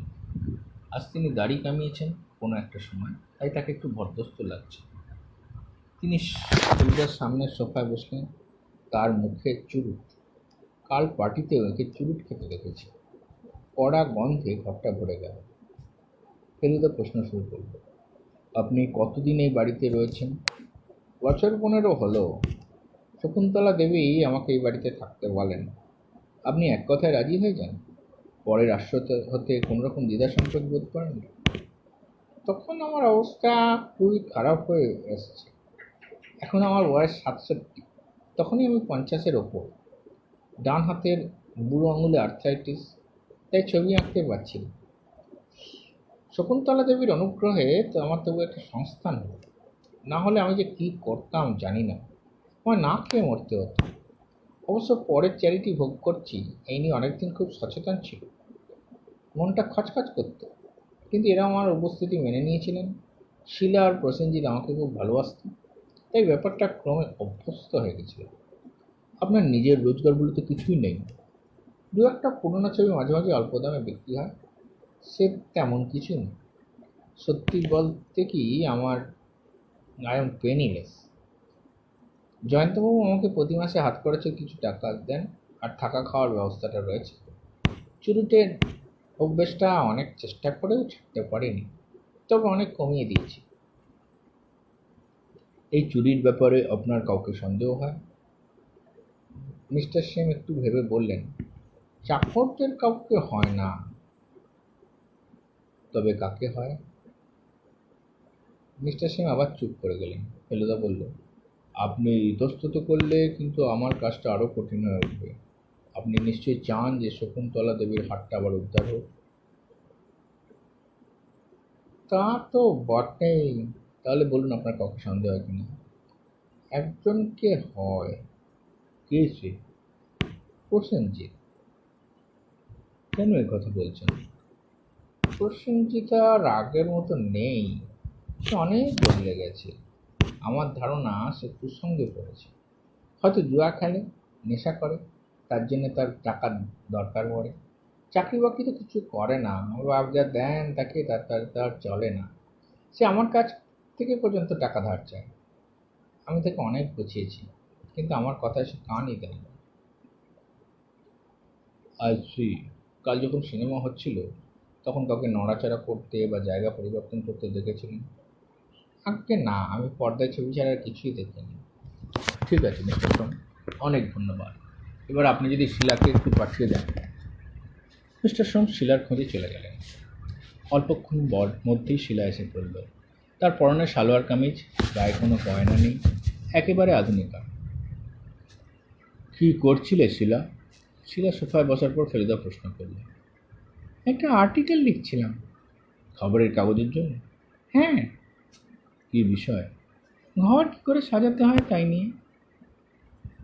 তুমি কি ইন্টেরিয়র ডেকোরেশনে ইন্টারেস্টেড নাকি? হ্যাঁ, ওটাকেই আমার প্রফেশন করার ইচ্ছে আছে। এ বিষয়ে শিখেছো কিছু? এমনি কিছু শিখিনি, কিন্তু ও বিষয়ে অনেক বই পড়েছি। আঁকতে পারো? মোটামুটি। ছেলেবেলায় সুদর্শন কাকু আমায় খুব এনকারেজ করতেন, যখন আমার 12-13 বছর বয়স। তোমার দাদার সঙ্গে তোমার সম্পর্ক কীরকম? আগে দুজনে খুব বন্ধু ছিলাম, এখন দাদা বদলে গেছে, আমার সঙ্গে প্রায় কথাই বলে না। তাতে তোমার খারাপ লাগে না? আগে লাগতো, এখন অভ্যেস হয়ে গেছে। কাল রাতে হারটা আমাদের দেখিয়ে আবার ঠিক জায়গায় রেখেছিলে তো? নিশ্চয়ই, চাবিও ঠিক জায়গায় রেখেছিলাম। তারপর সেটা কিভাবে উধাও হলো সে বিষয়ে তোমার কোনো ধারণা আছে? আমার কি করে থাকবে, সিলেক্ট হেসে বলল। বরং আপনার থাকা উচিত, আপনি তো ডিটেকটিভ। ডিটেকটিভরা তো প্রশ্ন করেই তাদের তদন্ত করে, সেটা নিশ্চয়ই তুমি জানো। তা জানি। এই কথাটা বলার সঙ্গে সঙ্গেই দরজায় বেলের শব্দ হল। সুলেমান দরজা খুলে দিতে প্রসেনজিৎ ঢুকল। সে যেন আমাদের দেখে একটু যেন হকচকিয়ে গেল, কিন্তু তারপরে সামলে নিয়ে বলল, ডিটেকশন চলছে বুঝি? ফেলুদা বলল, তোমার বোনকে প্রশ্ন করছিলাম কালকের ব্যাপার নিয়ে, এবার ভাবছি তোমাকে করব, যদি তোমার আপত্তি না থাকে। আপত্তি আছে বই কি, পুলিশও কাল আমাকে জেরা করার চেষ্টা করেছিল, আমি কোনো কথার জবাব দিইনি। কিন্তু আমি তো পুলিশ নই। ইট মেক্স নো ডিফারেন্স, কোনো কথার জবাব আমি দেব না। তাহলে কিন্তু তোমার উপর সন্দেহ করতে পারে। করুক, আই ডোন্ট কেয়ার, শুধু সন্দেহ তো আর কিছু হবে না, প্রমাণ চাই, এই হাতটা খুঁজে পাওয়া চাই।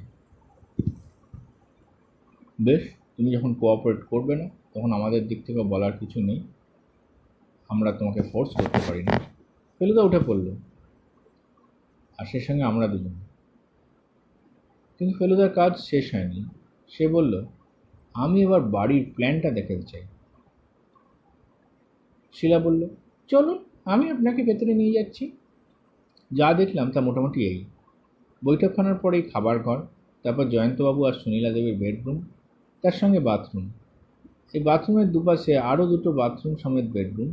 সে দুটোর একটাতে থাকা শিলা, অন্যটাতে প্রসেনজিৎ। জয়ন্তবাবুর ঘর থেকে দুটো ঘরে যাওয়ার জন্য দরজা আছে। প্রসেনজিতের ঘরের মাঝে একটা ছোট্ট গেস্টরুম আছে, তাতে থাকেন মিস্টার সোম। প্ল্যানটা দেখে বৈঠকখানায় ফিরে এসে শিলা ফেলুদাকে বলল, আমি কিন্তু 2-1 দিনের মধ্যেই অটোগ্রাফের খাতা নিয়ে এসেছি। আমি তো বলেইছি, ফেলুদা বলল, যখন ইচ্ছে এসো, তবে একটা ফোন করে এসো। আমি তো এখন তদন্তে জড়িয়ে পড়েছি, কখন কোথায় থাকি বলতে পারি না। ভালো কথা, তোমার বাবাকে একবার আসতে বলবে, একটু দরকার ছিল। শিলা জয়ন্তবাবুকে পাঠিয়ে দিল। হলো আপনার কোয়েশ্চেনিং? ভদ্রলোক জিজ্ঞাসা করলেন। তা হলো, তবে আপনার ছেলে কোনো প্রশ্ন করতে দিল না। জয়ন্তবাবু আক্ষেপের ভঙ্গিতে মাথা নেড়ে বললেন, প্রসেনজিৎ ওই রকমই, ওর আশা আমি ছেড়ে দিয়েছি। যাই হোক, আপনাকে ডাকার কারণ, মিস্টার সালঢানা কি এখনও দোকানে থাকবেন? এখন তো 5:30, এখনও নিশ্চয়ই থাকবে। তাহলে ওনার দোকানের ঠিকানা আর টেলিফোন নাম্বারটা যদি দেন। জয়ন্তবাবু ঠিক তখনই টেলিফোনের পাশে রাখা প্যাড থেকে একটা পাতা ছিঁড়ে ঠিকানা আর ফোন নাম্বার লিখে ফেলুদার হাতে দিল। এখান থেকে ফোন করে নিই, বলল ফেলুদা। সার্টেনলি। ফেলুদা ফোন করতেই ভদ্রলোককে পেয়ে গেল। উনি তখনই ফেলুদাকে চলে আসতে বললেন। আরেকজনের সঙ্গে কথা বলা বাকি থেকে যাচ্ছে, বলল ফেলুদা। তিনি হলেন আপনার শালা রতনলাল বাবু। মিস্টার সুকিয়াসকে কাল প্রশ্ন করবেন। রতনলাল থাকে ফ্রেজার রোডে একটা ফ্ল্যাটে, তার ঠিকানা টেলিফোন নাম্বার আপনাকে দিয়ে দিচ্ছি। তাকে পাবার ভালো সময় হচ্ছে সন্ধ্যে 7টার পর। হজরতগঞ্জে সালঢানা অ্যান্ড কোম্পানিতে পৌঁছে একটু হকচকিয়ে গেলাম। এত পুরনো দোকান সেটা ভাবতে পারিনি। আর 15 মিনিট পরেই দোকান বন্ধ হয়ে যাবে। ভদ্রলোক একটা ডেস্কের পেছনে বসেছিলেন। দোকানে কোনো খদ্দের নেই, খালি একজন কর্মচারী এদিক ওদিক ঘুরছে। সালঢান্না আমাদের দেখেই হেসে দাঁড়িয়ে উঠলেন। আসুন আসুন মিস্টার মেটার।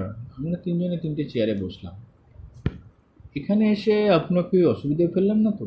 ইংরেজিতে জিজ্ঞাসা করলো ফেলুদা। মোটেই না, এখন তো ক্লোজিং টাইম হয়েছে গেল। এখানে আপনার কি কথা আছে বলে নিন, তারপর আপনাকে আমাদের সঙ্গে আমার গাড়িতে করে আমার বাড়ি নিয়ে যাব। সেখানে কফি খাবেন, আমার স্ত্রীর সঙ্গে আলাপ করবেন। তাহলে ভালোই হবে বলল ফেলুদা, কারণ আপনার স্ত্রীকেও দু একটা প্রশ্ন করার আছে। কাল পার্টির সকলকেই আমরা প্রশ্ন করছি। That's all right, I don't think CL mind. আমার প্রথম প্রশ্ন, আপনার এই দোকান কত দিনের? তা প্রায় 70 বছর হলো। আমার ঠাকুরদাদা দোকানটার পত্তন করেন, লখনৌয়ের প্রথম মিউজিক শপ। কিন্তু এখন নিশ্চয়ই আরও মিউজিক শপ হয়েছে? আরও দুটো হয়েছে, দুটোই আমাদের জাত ভাইদের করা। একটার মালিক ডিমেলো আর একটা নারায়ণহা। এর মধ্যে একটা আবার হজরতগঞ্জই আমার দোকানের কাছেই। দুঃখের বিষয় আমরা ঠিক সময়ের সঙ্গে তাল রেখে চলতে পারিনি। সেটা বোধহয় দোকানের চেহারা দেখেই বুঝতে পারছেন। আপনাদের ব্যবসা কি তার মানে ভালো চলছে না? কি আর বলবো মিস্টার মেটার, এটা কম্পিটিশনের যুগ। আমার ছেলেকে যদি দোকানে বসাতে পারতাম, সে তার ইয়ং আইডিয়াস অনেক কাজে দিত। কিন্তু সে ডাক্তারি পাস করে চলে গেল আমেরিকা। এখন অবশ্য সে সেখানে খুব ভালোই রোজগার করছে, আর আমি বুড়ো মানুষ একাই দোকান সামলাচ্ছি। বিক্রি যে একবারে হয় না তা নয়, কিন্তু আমার কিছু ফেথফুল কাস্টমার্সও আছে। কিন্তু আজকাল যুগ অনেক বদলে গেল, অনেস্টির আর দাম নেই, লোকে চাই চটক। ফেলুদা সহানুভূতি প্রকাশ করে আসল প্রশ্নে চলে গেল। কাল যে দুর্ঘটনা ঘটে গেল সেটা সম্বন্ধে আপনার কিছু বলার আছে? কি আর বলবো বলুন, ও হার যখন আমার স্ত্রী না পেয়ে আমার শালি পেল, তখন মার্গারেট একবারে ভেঙে পড়ে। She love that necklace. কার না ভালো লাগবে বলুন? এমন একটা আশ্চর্য সুন্দর প্রাইসলেস জিনিস। আপনি বলছেন ঈশ্বরের চোখেও একটা অন্যায় বলে মনে হয়েছিল? তা নাহলে প্যামেলার এ ক্ষতি হবে কেন? শকুন্তলা দেবীর পক্ষপাতিত্ব ভগবানের চোখেও দৃষ্টকটু মনে হয়েছিল নিশ্চয়ই। কিন্তু কে এই হার নিতে পারে সে বিষয়ে আপনার কোনো ধারণা আছে? নো মিস্টার মেটা, এ বিষয়ে আমি আপনাকে কোনো রকমভাবে সাহায্য করতে পারবো। আমার কোনো ধারণা নেই। সুনীলা দেবীর ছেলে যে কুপথে যাচ্ছে সেটা আপনি জানেন? আমি সেটা আন্দাজ করছি। সে বোধহয় নেশা করে, আর তার জন্যে তার প্রায়ই টাকার দরকার হয়। সালঢান্না করে আক্ষেপসূচক শব্দ করলেন, তারপর বললেন, দ্যাট মে বি সো। কিন্তু তাই বলে সে তার মার এমন একটা সাধের জিনিস চুরি করবে? এটা আমার কাছে একটু বাড়াবাড়ি মনে হচ্ছে। কাল ফিল্মটা চলার সময় কাউকে ঘর থেকে বেরোতে দেখেছিলেন? No, but I saw Sukias coming in. Thank you. দোকান বন্ধ করার সময় হয়ে গেছিল, তাই আমরা উঠে পড়লাম। মিস্টার সালঢান্নার গাড়িতে তার বাড়িতে যখন পৌঁছলাম তখন 6:15, সবে সন্ধে হয়েছে। সালঢান্নার বাড়ি জয়ন্তবাবুর বাড়ির তুলনায় অনেক ছোট। এটাও একতলা বাংলো টাইপের বাড়ি। ভেতরে ঢুকে বৈঠকখানায় এসে হাজির হলাম। এই বৈঠকখানায় জয়ন্তবাবুর বাড়ির বৈঠকখানার বাহার নেই। বোঝাই যায় সালঢান্নার অবস্থা তেমন ভালো না, এবং তার গৃহিণী বাড়ি সুন্দর করে সাজিয়ে রাখার তেমন কোনো ঝোঁক নেই। মার্গারেট, এভার ভেজিটার্স বলে একটা হাঁক দিয়ে সালঢান্না আমাদের পাশের সোফায় বসে পড়লেন। আমাদের অবশ্য পর মুহূর্তেই দাঁড়াতে হলো, কারণ ঘরে মিসেস সালঢান্না অর্থাৎ মার্গারেট সুশীলা দেবী এসে ঢুকেছেন। ও মিস্টার মেত্রা। ভদ্রমহিলার ঠোঁটের কোণে হাসি দেখা গেল, তবে সে হাসি মুখ আলো করা হাসি না, কারণ হাসা সত্ত্বেও একটা অবসাদের ভাব মুখে থেকে গেল। ফেলুদা বলল, বসুন সুশীলা দেবী। আপনি বোধহয় জানেন না যে জয়ন্তবাবু কালকে চুরির ব্যাপারে আমাকে তদন্ত করতে বলেছেন। সেটা আজ সকালেই আন্দাজ করছিলাম। সে ব্যাপারে আমি আপনাকে দু একটা প্রশ্ন করতে চাই। সালঢান্না এই সময় উঠে পড়ে বললেন, আমি আপনাদের জন্য কফি বলছি, আর আমার পোশাকটা বদলে একটু মুখটা ধুয়ে আসছি, ততক্ষণ আপনারা কথা বলুন। সালঢান্না চলে গেলেন ভেতরে। সুশীলা দেবী বললেন, কী প্রশ্ন করবেন করুন। আপনার বিয়ে হয়েছে কতদিন? 35 বছর। আপনার একটি ছেলে আমেরিকা আছে শুনলাম? হ্যাঁ। এছাড়া আর কোনো সন্তান আছে? একটি মেয়ে আছে, তার বিয়ে হয়ে গেছে, সে কুলুতে থাকে, তার স্বামী সেখানে অ্যাপেল অর্চার্ড আছে। আপনার বোনের চেয়ে আপনি কত বড়? 2 বছরে? তার মানে আপনারা প্রায় পিঠোপিঠি। হ্যাঁ। আপনার বোনের সঙ্গে আপনার কীরকম মনোভাব ছিল? একদম ছেলে বয়সে আমরা দুজন ভীষণ বন্ধু ছিলাম। প্যামের আমাকে ছাড়া চলতোই না। আমরা দুজন একসঙ্গে পুতুল খেলতাম, নার্সারি স্কুলে যেতাম, একই রকম জামা কাপড় পরতাম। তারপর তারপর আমার যখন 15 বছর বয়স, তখন থেকে আমি বুঝতে পারি মার টান আমার চেয়ে প্যামের ওপর বেশি। তাছাড়া প্যামের মধ্যে তখন থেকে অনেক গুণের প্রকাশ পেয়ে থাকে। ও খুব ভালো আবৃত্তি করত, অভিনয় করত, পড়াশোনায় আমার চেয়ে ভালো ছিল, দেখতেও আমার চেয়ে অনেক সুন্দর হয়ে উঠেছিল। দেখলাম প্যামই মার আদরের হয়ে উঠছে, আমার উপরে ভালোবাসা কমে যাচ্ছে। অবশ্যই বাবা আমাকে খুব ভালোবাসতেন, কিন্তু মার ভালোবাসা পেলাম না বলে আমার মনে একটা হিংসের ভাব জেগে ওঠে, যেটাকে আমি তখন কাটিয়ে উঠতে পারিনি। সব শেষে মা যখন তার হারটা প্যামকে দিয়ে দিলেন, তখন আমার পায়ের তলা থেকে মাটি সরে গেল। এ দুঃখ ভুলতে আমার অনেক সময় লেগেছে। এখন মনে হিংসের ভাব নেই না। এক এক সময় ছেলেবেলার কথা মনে হলে জেলাস লাগে, কিন্তু এমনিতে দুজনের মধ্যে যথেষ্ট সদ্ভাব রয়েছে। কাল দেখলেন তো আমাদের, কি মনে হলো? দিব্যি সদ্ভাব। শুধু তাই না, ওর সম্পর্কে একটা অনুকম্পার ভাবও বোধ করি। কেন বলুন তো?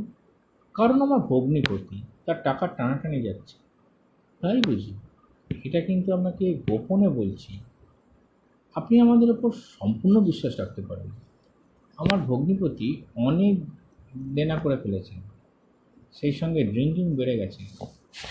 কিন্তু কাল ওরকম পার্টি দিলেন, কী করে দিলেন জানি না। আমি আর আমার স্বামী নেমন্তন্ন পেয়ে খুব আশ্চর্য হয়ে গেছিলাম। হয়তো এর মধ্যে অবস্থার উন্নতি হয়েছে, তা হতেও পারে। কিন্তু আমি 2 মাস আগের কথা জানি, আমার বোন আমার কাছে এসে কান্নাকাটি করেছে। তারপর ওদের ছেলের গোলমাল তো আছেই, সে খবর জানেন তো। শুনেছি, আশা করি আপনার কথাই ঠিক, ওদের অবস্থার উন্নতি হয়েছে। হারটা কে চুরি করতে পারে সে সম্বন্ধে আপনার কোনো বক্তব্য আছে? একেবারেই না, ওটা আমার কাছে একটা বিরাট রহস্য। প্রসেনজিৎকে আপনার সন্দেহ হয় না? প্রসেনজিৎ? ভদ্রমহিলা যেন একটু ভাবলেন, তারা বললেন, একটা ব্যাপার আছে। ফিল্মটা যখন দেখানো হচ্ছিল তখন প্রসেনজিৎ আমার কাছেই ছিল। ফিল্ম চলা অবস্থায় সে উঠে কোথায় যেন যায়। অন্য কোনো লোককে জায়গা বদলাতে দেখেছিলেন? না। তাছাড়া আমার দৃষ্টি পর্দার ওপর ছিল। প্রায় 20 বছর পরে দেখছিলাম ছবিটা। থ্যাংক ইউ সুশীলা দেবী, আমার প্রশ্ন শেষ। আমরা কফি খেয়ে উঠে পড়লাম। বাড়ির বাইরে এসে ফেলুদা বলল, এবার আলবার্ট রতনলাল, তাহলেই আজকের মতো আমার কাজ শেষ। সালরানার বাড়ি থেকে আমরা রতনলালের ফ্ল্যাটে গেলাম। অত্যন্ত সুসজ্জিত ফ্ল্যাট, আর একজনের পক্ষে বেশ বড়। ভদ্রলোক সোফায় বসে একটা হাইফাই স্টুডিওতে গজল শুনছিলেন। পরনে একটা বেগুনি ড্রেসিং গাউন, মুখে পাইপ। ভদ্রলোক যে আতর ব্যবহার করেন সেটা জানতাম না। ঘরে বেশ ঝাঁঝালো আতরের গন্ধ। ভদ্রলোক আমাদের দেখে স্টিরিওটা বন্ধ করে বললেন, কি ব্যাপার? ফেলুদা বলল, কালকে চুরির ব্যাপারে কতগুলো প্রশ্ন করার ছিল, আমরা সকলকেই করেছি। এভরিওয়ান, শুধু মিস্টার সুকিয়াসকে বাকি, সেটা কাল করব। আপনার কি ধারণা আমি চুরিটা করে থাকতে পারি? মোটেই না, তবে চোর ধরতে আপনি সাহায্য করতে পারেন। I am not in the least bit interested in the theft. এত দামি একটা ভালো জিনিস চুরি হলো আর তাতে আপনার ইন্টারেস্ট নেই? মাইসোরের দেয়া জিনিস দামি তো হবেই, তাতে আশ্চর্যের কী আছে? আপনার মায়ের এত সাধের জিনিস ছিল। আমার মার ফিল্ম ক্যারিয়ার সম্বন্ধে আমার বিন্দুমাত্র উৎসাহ নেই। I think all films are rotten. Silent film তো বটেই। আপনার পেশাটা কি জানতে পারি? তা পারেন, আমি একটা মার্কেন্টাইল ফার্মের অ্যাসিস্ট্যান্ট ম্যানেজার। তাহলে আপনি আর কোনো রকমের সাহায্য করতে পারছেন না আমাদের? আই অ্যাম ভেরি সরি, আমার কিছুই বলার নেই। একটা শেষ প্রশ্ন আছে। কি? কাল ফিল্মটা চলার সময় আপনি কাউকে জায়গা পরিবর্তন করতে দেখেছিলেন? আমি তো ফিল্ম দেখছিলাম না, আমি অন্যদিকে মুখ ঘুরিয়েছিলাম। I saw mister Sukias coming. ধন্যবাদ। আমি দেখছি আপনার পিতামহের মতো হিন্দি গানের ভক্ত। রতনলাল কোনো মন্তব্য না করে আবার স্টুডিওটা চালিয়ে দিল। রহস্য গল্প চ্যানেলে আজকের নিবেদন সত্যজিৎ রায়ের ফেলুদার অ্যাডভেঞ্চার শকুন্তলার কণ্ঠহার। আজকে প্রথম পর্ব। শেষ পর্যন্ত লালমোহনবাবুর কথাই রইল। ভদ্রলোক অনেক দিন থেকে বলছেন, মশাই, সেই সোনার কেল্লার অ্যাডভেঞ্চার থেকে আমি আপনাদের সঙ্গে রয়েছি, কিন্তু তার আগে লখনৌ আর গ্যাংটকে আপনাদের যে দুটো অ্যাডভেঞ্চার হয়ে গেছে, তখন তো আর আমি ছিলাম না, কাজেই সে দুটো জায়গা আমার দেখা হয়নি। বিশেষ করে লখনৌয়ের মতো একটা ঐতিহাসিক শহর। আপনারা তো সব গেছেন সেই কবে। চলুন না, এবার পুজোয় আরেকবার যাওয়া যাক। ফেলুদার লখনৌ ভীষণ ভালো লাগে জানি, সেই সঙ্গে আমারও। আইডিয়াটা মন্দ নয়। প্রথমবার যখন যাই আর আমাদের বাদশাহ আংটির অ্যাডভেঞ্চারটা হয়, তখন আমি খুব ছোট। এখন গেলে লখনৌ আরও ভালো লাগবে, সেটা আমি জানি। ফেলুদা বলল, আমারও লখনৌয়ের কথা মনে হলেই মনটা চনমন করে ওঠে। আর অত সুন্দর শহর ভারতবর্ষে কমই আছে। শহরের মাঝখান দিয়ে নদী বয়ে গেছে, এরকম কটা জায়গা পাবেন আপনি। ব্রিজের একদিকে শহরের অর্ধেক, বাকি অর্ধেক অন্যদিকে। তাছাড়া নবাবী আমলের গন্ধটা এখনো যায়নি। চারিদিকে তাদের কীর্তির চিহ্ন ছাড়ানো, তার ওপর সিপাই বিদ্রোহের চিহ্ন। না, আপনার কথাই শিরোধার্য। কদিন থেকে ভাবছি কোথায় যাওয়া যায় বা পূজায়। লখনৌই চলুন। ফেলুদা আজকাল ভালো রোজগার করে। প্রাইভেট গোয়েন্দাদের মধ্যে ওর নামটা কি সব থেকে বেশি। মাসে অন্তত 7-8টা কেস আসে, আর প্রতি তদন্তের জন্য 2000 করে পায়। অবশ্যই রোজগারের দিক দিয়ে লালমোহনবাবুকে টেক্কা দেওয়া মুশকিল। একবার বলেছিলেন ওর বইয়ের থেকে বার্ষিক আয় নাকি প্রায় 3 লাখ টাকা। তারপর নতুন নতুন বই প্রতি বছরই বেরোচ্ছে। আমরা দ্বিধা না করে লখনৌ যাওয়ার ব্যবস্থা করে ফেললাম। দুন এক্সপ্রেসে 3টি প্রথম শ্রেণীর টিকিট, রাত 9টায় বেরোনো, পরদিন সন্ধ্যে 6:30টায় পৌঁছানো। সেই সঙ্গে অবশ্যই হোটেল বুকিংও টেলিগ্রাম করে ফেলা হলো। ফেলুদা বলল, যাবই যখন তখন আরামে থাকবো, নইলে ক্লান্তি যাবে না। কোন হোটেলে উঠবেন জিজ্ঞেস করলেন জাটেল। Hotel clerks Awadh. আওয়াধ? আওয়াধ ব্যাপারটা কি? আওয়াধ হলো অযোধ্যার উর্দু নাম। লখনৌ বুঝি অযোধ্যায়? সেটাও জানেন না? লখনৌ নামটা এসছে লক্ষণ থেকে। রামের ভাই লক্ষণ? ইয়েস স্যার, আওয়াধ হলো লখনৌয়ের সেরা হোটেল, একবারে গোমতীর ওপরে। হোটেলের পাশ দিয়ে নদী বয়ে গেছে। বাহ, আইডিয়াল। আওয়াধ আন্দি ঘুমতে। ঠান্ডা কেমন হবে? সন্ধ্যের জন্য একটা পুলোভার নিয়ে নেবেন, অথবা আপনার গরম জহর কোট। আপনি সাহেব সাজবেন না বাঙালি সাজবেন তার উপর নির্ভর করছে। দুটোই নেব। Very good. ওখানে তো বাঙালি অনেক। বিস্তর। 6-7 ক্রুজ থেকে লখনৌ প্রবাসী এমন বাঙালিও আছে। বেঙ্গলি ক্লাব আছে, সেখানে পুজো হয়। বলা যায় না, আপনার অনুগ্রহীর পাঠকও সেখানে পেয়ে যেতে পারেন। তাহলে আমার লেটেস্ট বই সাংহাইয়ের সংঘাতের কয়েক কপি সঙ্গে নিলে বোধহয় মন্দ হয় না। কয়েক কপি কেন, 1 ডজন নিয়ে নিন। 5ই অক্টোবর শনিবার আমরা বেরিয়ে পড়লাম। স্টেশনে প্রচুর ভিড়। রিজার্ভেশন ক্লার্ক দেখলাম ফেলুদাকে দেখে চিনলেন। বললেন, চলুন স্যার, আপনাদের বগি দেখিয়ে দিচ্ছি। একটা 4th বার্থ কম্পার্টমেন্টে 3টে বার্থ। এই তো আপনাদের বগি, 3 নম্বর আপনাদের জায়গা। একটা লোয়ার আর 2টো আপার বার্থ। আমরা গিয়ে আমাদের জায়গা দখল করলাম। বাড়ি থেকে তাড়াতাড়ি ডিনার খেয়ে এসেছি, তাই ট্রেনে খাবার ঝামেলা নেই। একটা লোয়ার বার্থে আর একজন ভদ্রলোক বসে আছেন। বছর 50 বয়স, মাঝারি হাইট, ঠোঁটের ওপর একটা সরু গোঁফ। আমাদের দেখে একটু সরে বসে পাশের জায়গা করে দিলেন। ফেলুদা সেখানে বসলো, আমরা দুজন উল্টো দিকের বাড়তে। 10 দিন থাকবো আমরা লখনৌ। মালপত্র বেশি নেইনি। আমার আর ফেলুদার জিনিস একটা বড় সুটকেসে, আর লালমোহনবাবুর জিনিস তার বিখ্যাত লাল জাপানি সুটকেসে। বলেন ওটা নাকি ওর পাড়ার এক ধনী ব্যবসাদার বন্ধু ঋষিকেশ চৌধুরী জাপান থেকে স্পেশালি লালমোহনবাবুর জন্য এনে দিয়েছেন। আমাদের সহযাত্রীটি বাঙালি কিনা সে বিষয়ে একটু সন্দেহ ছিল। সেটা দূর হয়ে গেল ভদ্রলোক যখন নিজে আলাপ করলেন। আপনারা কতদূর যাবেন জিজ্ঞেস করলেন ভদ্রলোক। লখনৌ, বললেন লালমোহনবাবু। আপনি? আমিও লখনৌ যাচ্ছি, ওখানেই থাকি।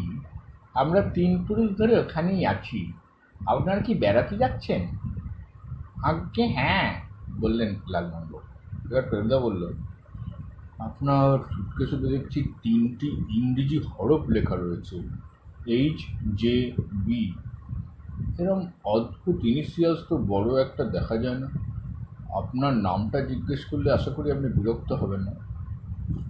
মোটেই না, আমার নাম জয়ন্ত বিশ্বাস। এইচটা হলো হেক্টর। আমি খ্রিস্টান। আমাদের পরিবারের সকলেরই একটা করে খ্রিস্টান নাম আছে। ধন্যবাদ, বলল ফেলুদা। আপনার নামটা যখন বললেন তখন আমাদের নামও বলা খুব সমীচীন। আমি প্রদোষ মিত্র, এটি আমার খুড়তুতো ভাই তপেশ, আর ইনি আমাদের বন্ধু লালমোহন গাঙ্গুলি। ভদ্রলোক বললেন, আমার শাশুড়ির নাম হয়তো আপনারা শুনে থাকবেন। উনি সাইলেন্ট যুগে ফিল্মে অ্যাক্টিং করতেন, খুব পপুলার ছিলেন। কি নাম? বলেন তো, বললেন লালমোহন। শকুন্তলা দেবী। আরে বাস, বললেন লালমোহন।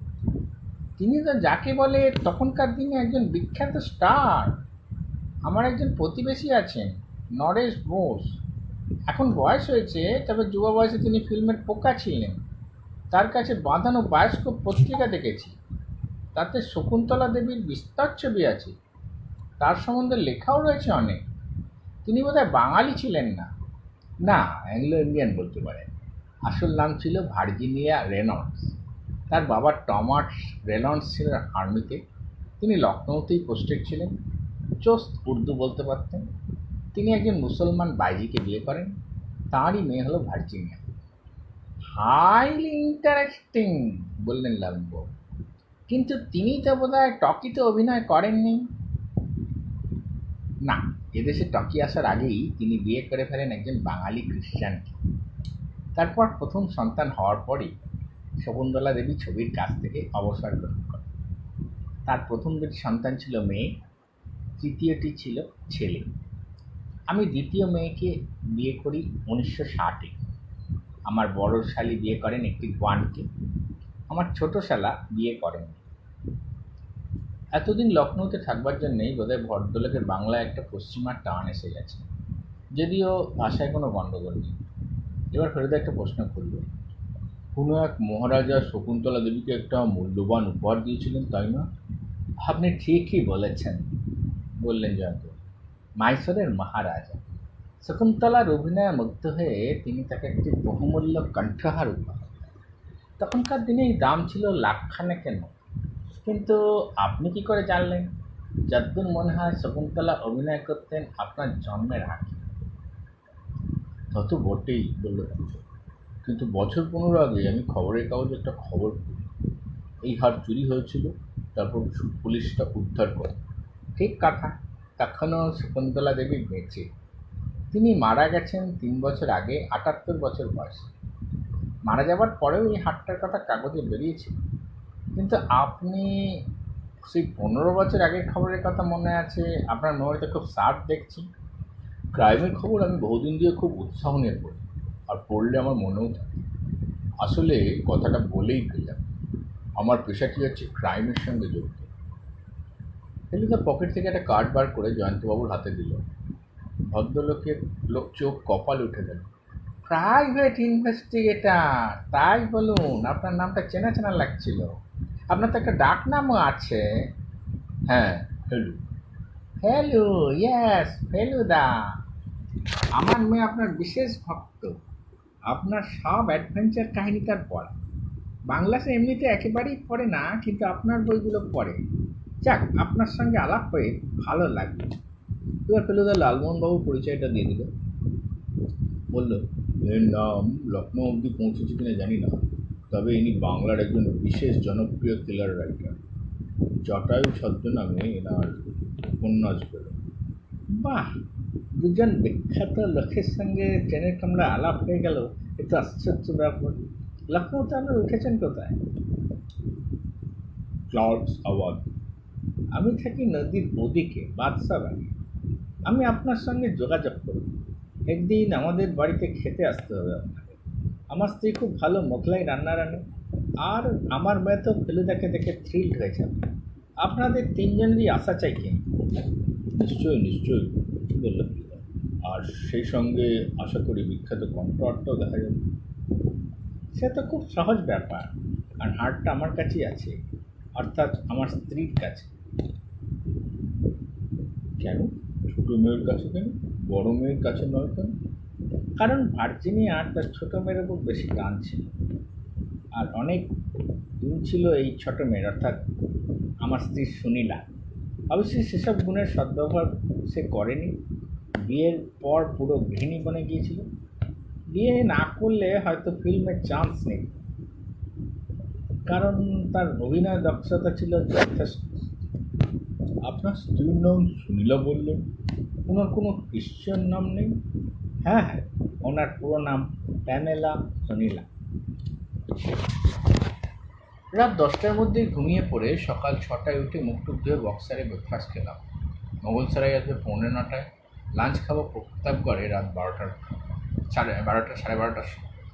জয়ন্তবাবু দেখলাম খুব সকালে ওঠেন। ব্রেকফাস্ট খেয়ে বললেন, কাছেই কুপেতে আমার এক চেনা ভদ্রলোক আছে, তার সঙ্গে একবার দেখা করে আসি। লালমোহনবাবু স্নান টান করে দাড়ি কামিয়ে একবারে ফিটফাট। উনি বিগ রেজার দিয়ে দাড়ি কামান। সেগুলো বার 3-4 ব্যবহার করে ফেলে দিতে হয়, কলকাতায় পাওয়া যায় না। লালমোহনবাবুর এক বন্ধু কাঠমান্ডু থেকে ওনার জন্য 4 প্যাকেট অর্থাৎ 20টা এনে দিয়েছে। বললেন, ভারী আরামে সেভ করা যায় মশাই। ফেলুদা বলল, 2 মাস পরে আবার তো সেই দেশি ব্লেডে ফিরে যেতে হবে। ভদ্রলোক একগান এসে বললেন, না স্যার, দাড়ি কামানোর ব্যাপারে আমি একটু লাক্সারি পছন্দ করি। আমি নিউ মার্কেট থেকে উইলকিনসন ব্লেড কিনি। সে তো অনেক দাম। সংসার করিনি, টাকা কার জন্য জমাবো বলুন তো, তাই নিজের পেছনেই খরচ করি।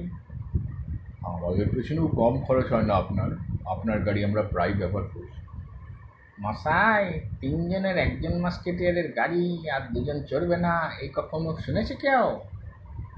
ফেলুদা একটা 4 মিনার ধরিয়ে বাইরের প্যাসেজে পায়চারি করতে গেল। মিনিট 5 পর ফিরে এসে বলল, 1 নম্বর কুপেতে জয়ন্তবাবু তার আলাপের সঙ্গে দিব্যি গল্পে মেতে আছে। ইংরেজিতে কথা হচ্ছে, অর্থাৎ ভদ্রলোক অবাঙালি। দেখে অ্যাংলো ইন্ডিয়ান বলে মনে হলো, যদিও রং আমাদের মতো। কি কথা হচ্ছে শুনতে পেলেন নাকি? আলাপি বললেন, I give you just 3 days, এর বেশি আর কিছু শুনি। কথাটা কি হুমকি বলে মনে হলো? ট্রেনের শব্দের জন্য গলা তুলতে হয় বলে সব কথাই হুমকির মতো শুনি। একটু পরেই জয়ন্তবাবু তার আলাপিকে সঙ্গে নিয়ে এসে আমাদের কামরায় এসে ফেলুদাকে বললেন, আপনার সঙ্গে আলাপ করিয়ে দিই। This is mister Sukias, a well known businessman of Lucknow, তাছাড়া আর্টের সমজদারও বটে। সুকিয়াস ইংরেজিতে বললেন, আশা করি আপনাদের আবার আমাদের সঙ্গে লখনৌতে দেখা হবে। মিস্টার বিশ্বাস আমার অনেক দিনের পুরনো বন্ধু। সুকিয়াস চলে গেলেন। জয়ন্তবাবু তার বার্থের আধখানা দখল করে বসলেন, বাকি আধখানায় যথারীতি ফেলুদা বসেছে। ফেলুদা জয়ন্তবাবুর উদ্দেশ্য করে বলল, আপনার শাশুড়ির আসল নাম বলছিলেন ভার্জিনিয়া রেনল্ডস। এই রেনল্ডস পরিবার কবে থেকে আছে ভারতবর্ষে?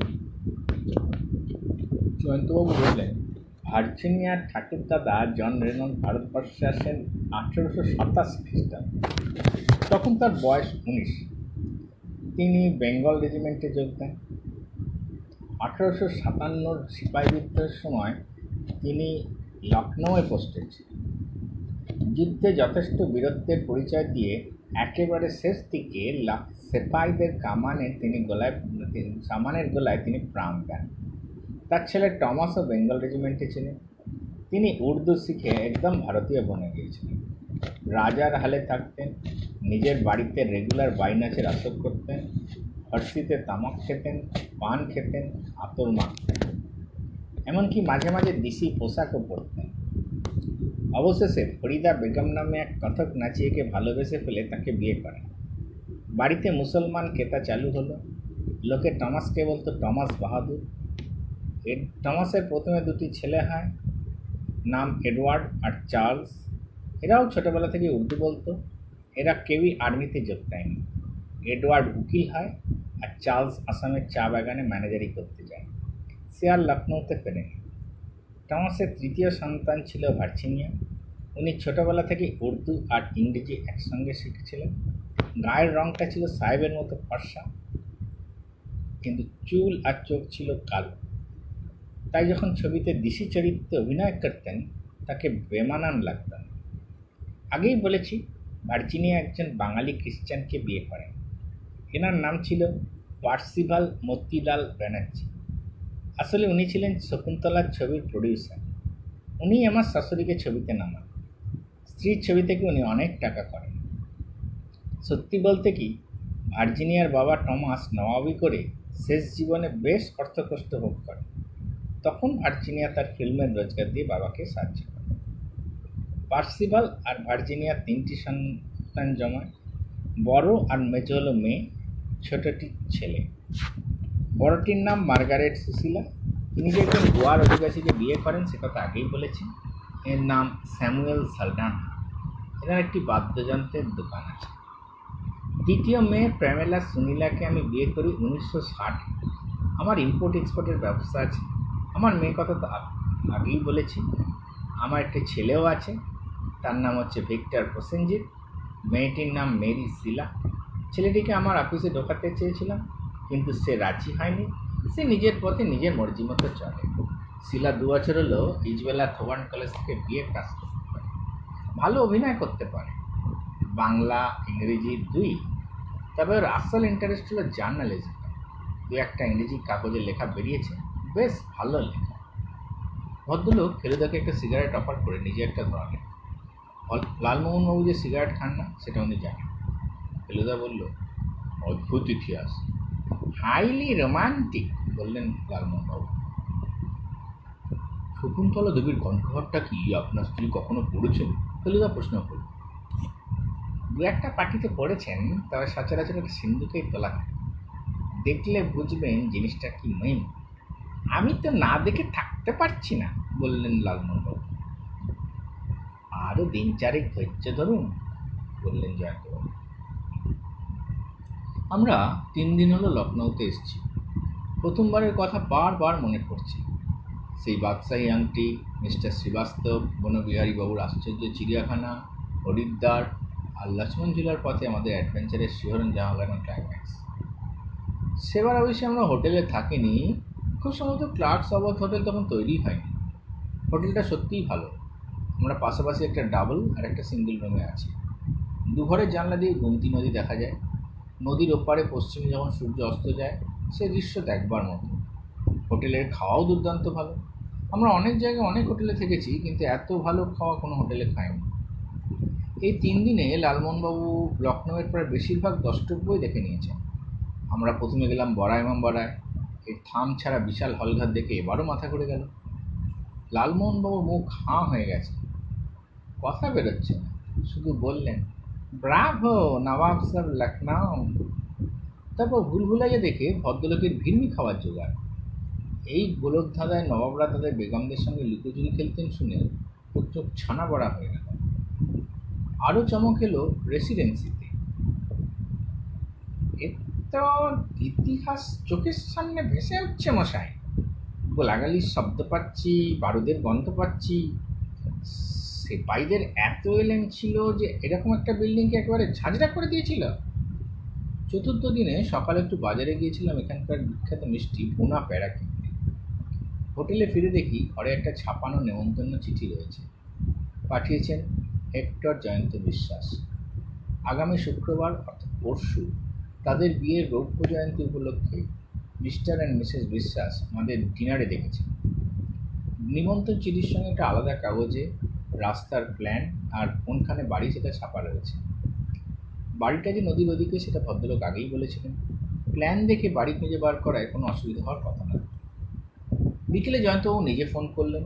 ফোনের পর ফেলুদাকে জিজ্ঞেস করাতে ভদ্রলোক বলে দিলেন যেন আমরা অবশ্যই যাই। ওখানে অনেকের সঙ্গেই আলাপ হবে, তাছাড়া শকুন্তলার হাটটাও দেখা যাবে। ফেলুদা আরও বলল যে ভদ্রলোক বলে দিয়েছেন যে একেবারে ইনফর্মাল ব্যাপার, কোনো বিশেষ পোশাক পরবার দরকার নেই। এইটাই আমার ভয় ছিল, বলল ফেলুদা। নেমন্তন্নে আপত্তি নেই, কিন্তু তার জন্য যদি সাহেব কিংবা বাবু সাজতে হয় তাহলেই বললাম। আমাদের হাতে একদিন সময় ছিল, তার জন্য ছোটো মেম্বরা, ছাওয়ার মঞ্জিল আর চিড়িয়াখানা দেখে নিলাম। খাঁচার বাইরের বাঘসিংহ থেকে লালমোহনবাবু ভয়ানক ইমপ্রেসড। বললেন, কলকাতাতেও এরম হওয়া উচিত। শুক্রবার একটা ট্যাক্সি নিয়ে আমরা 7:45 বেরিয়ে পড়লাম। প্ল্যান দেখে বাড়ি বের করতে কোনো অসুবিধা হলো না। একতলা ছড়ানো বাড়ি, সামনে বেশ বড় ফুলের বাগান, তার মধ্যে দিয়ে নুড়ি ঢালা পথ চলে গেছে বাড়ির দরজা পর্যন্ত। আমরা দরজায় বেল টিপলাম। কয়েক সেকেন্ডের মধ্যেই একজন উর্দি পড়া বেয়ার এসে দরজা খুলে দিল। বাড়ির ভেতর থেকে লোকজনের গলার শব্দ পাচ্ছিলাম। বেয়ারা ভেতরে গিয়ে বলতে জয়ন্তবাবু চটপট এসে আমাদের দিকে এসে, আসুন আসুন mister Mitra, I am so glad that you have come. আমরা তিনজন জয়ন্তবাবুর পেছন পেছন বৈঠকখানায় গিয়ে ঢুকলাম। দেখলাম 5-7 জনের বেশি লোক নেই, হয়তো পরে আরও আসবে। এরপর আলাপ পর্ব। প্রথমে জয়ন্তবাবুর স্ত্রী, দেখে বুঝলাম মহিলা এককালে সুন্দরী ছিলেন। তারপর তার 2 ছেলে মেয়ে। মেয়েটি, যার নাম মেরিসিলা, দেখতে সুশ্রী, চোখে মুখে বুদ্ধির ছাপ। ছেলেটি একবারে পার্ক স্ট্রিট মার্কা চেহারা, দাড়ি, গোঁফ, ঝাঁকড়া ঝাঁকড়া চুল, তাতে চিরুনি পড়েনি। এরই নাম ভিক্টর প্রসেনজিৎ। এরপর জয়ন্তবাবু বললেন, মিস্টার অ্যান্ড মিসেস সালদানহা, অর্থাৎ জয়ন্তবাবুর বলো শালী এবং তার স্বামী।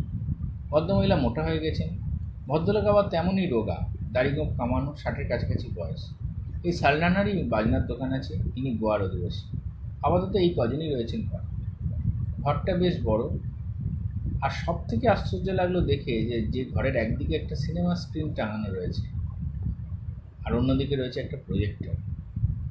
জয়ন্তবাবুকে জিজ্ঞাসা করতে বললেন, ওদের কাছে শকুন্তলা দেবীর শেষ ছবির একটা প্রিন্ট আছে, সেটা একটা রিল নাকি ডিনারের আগে দেখানো হবে।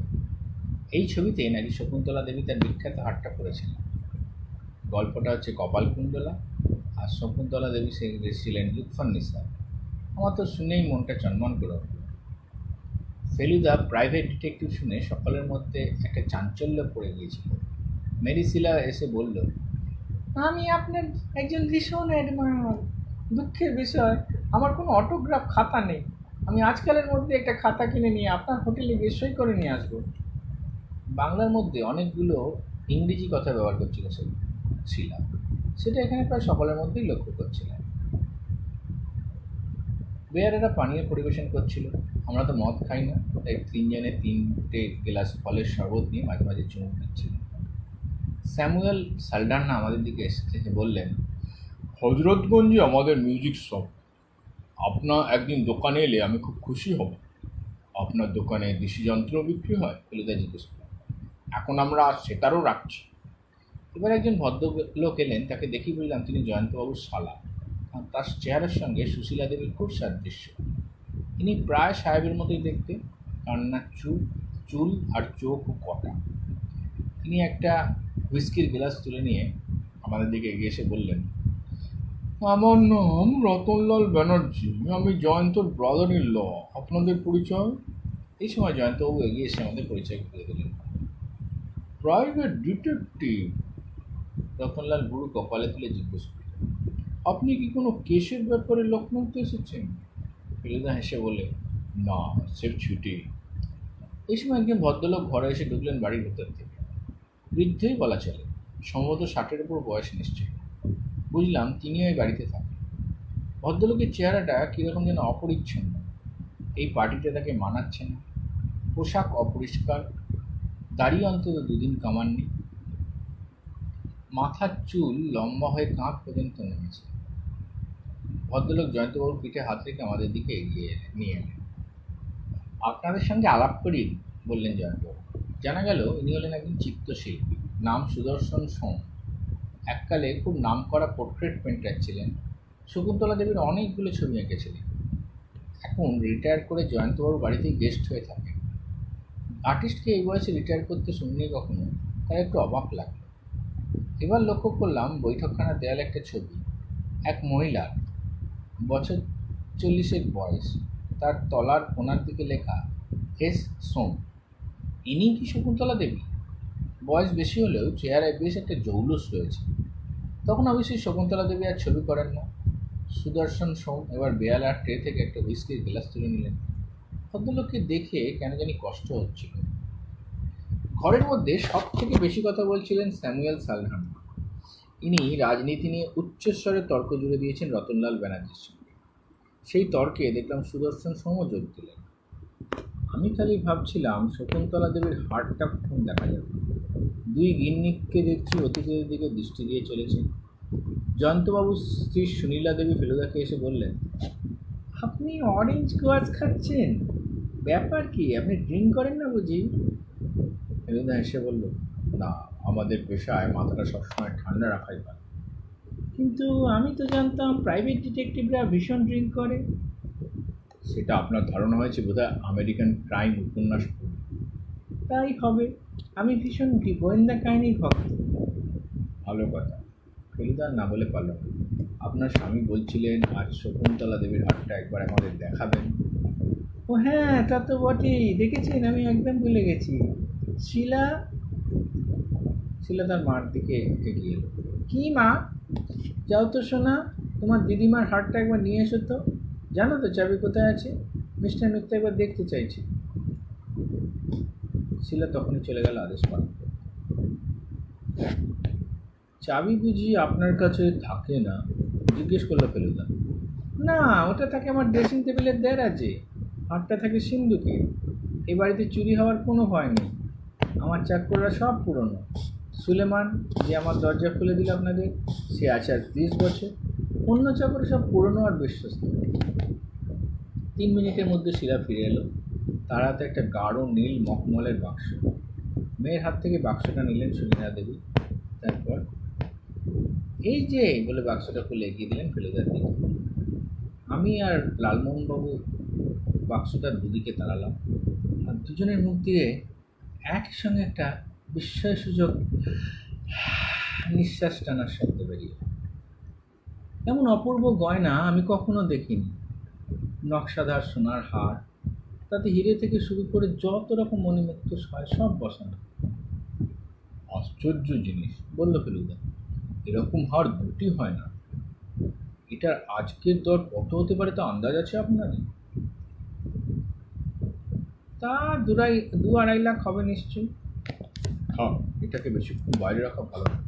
নাও শিলা, এটা আবার রেখে দিয়েছে। শিলা হাটটা নিয়ে চলে গেল।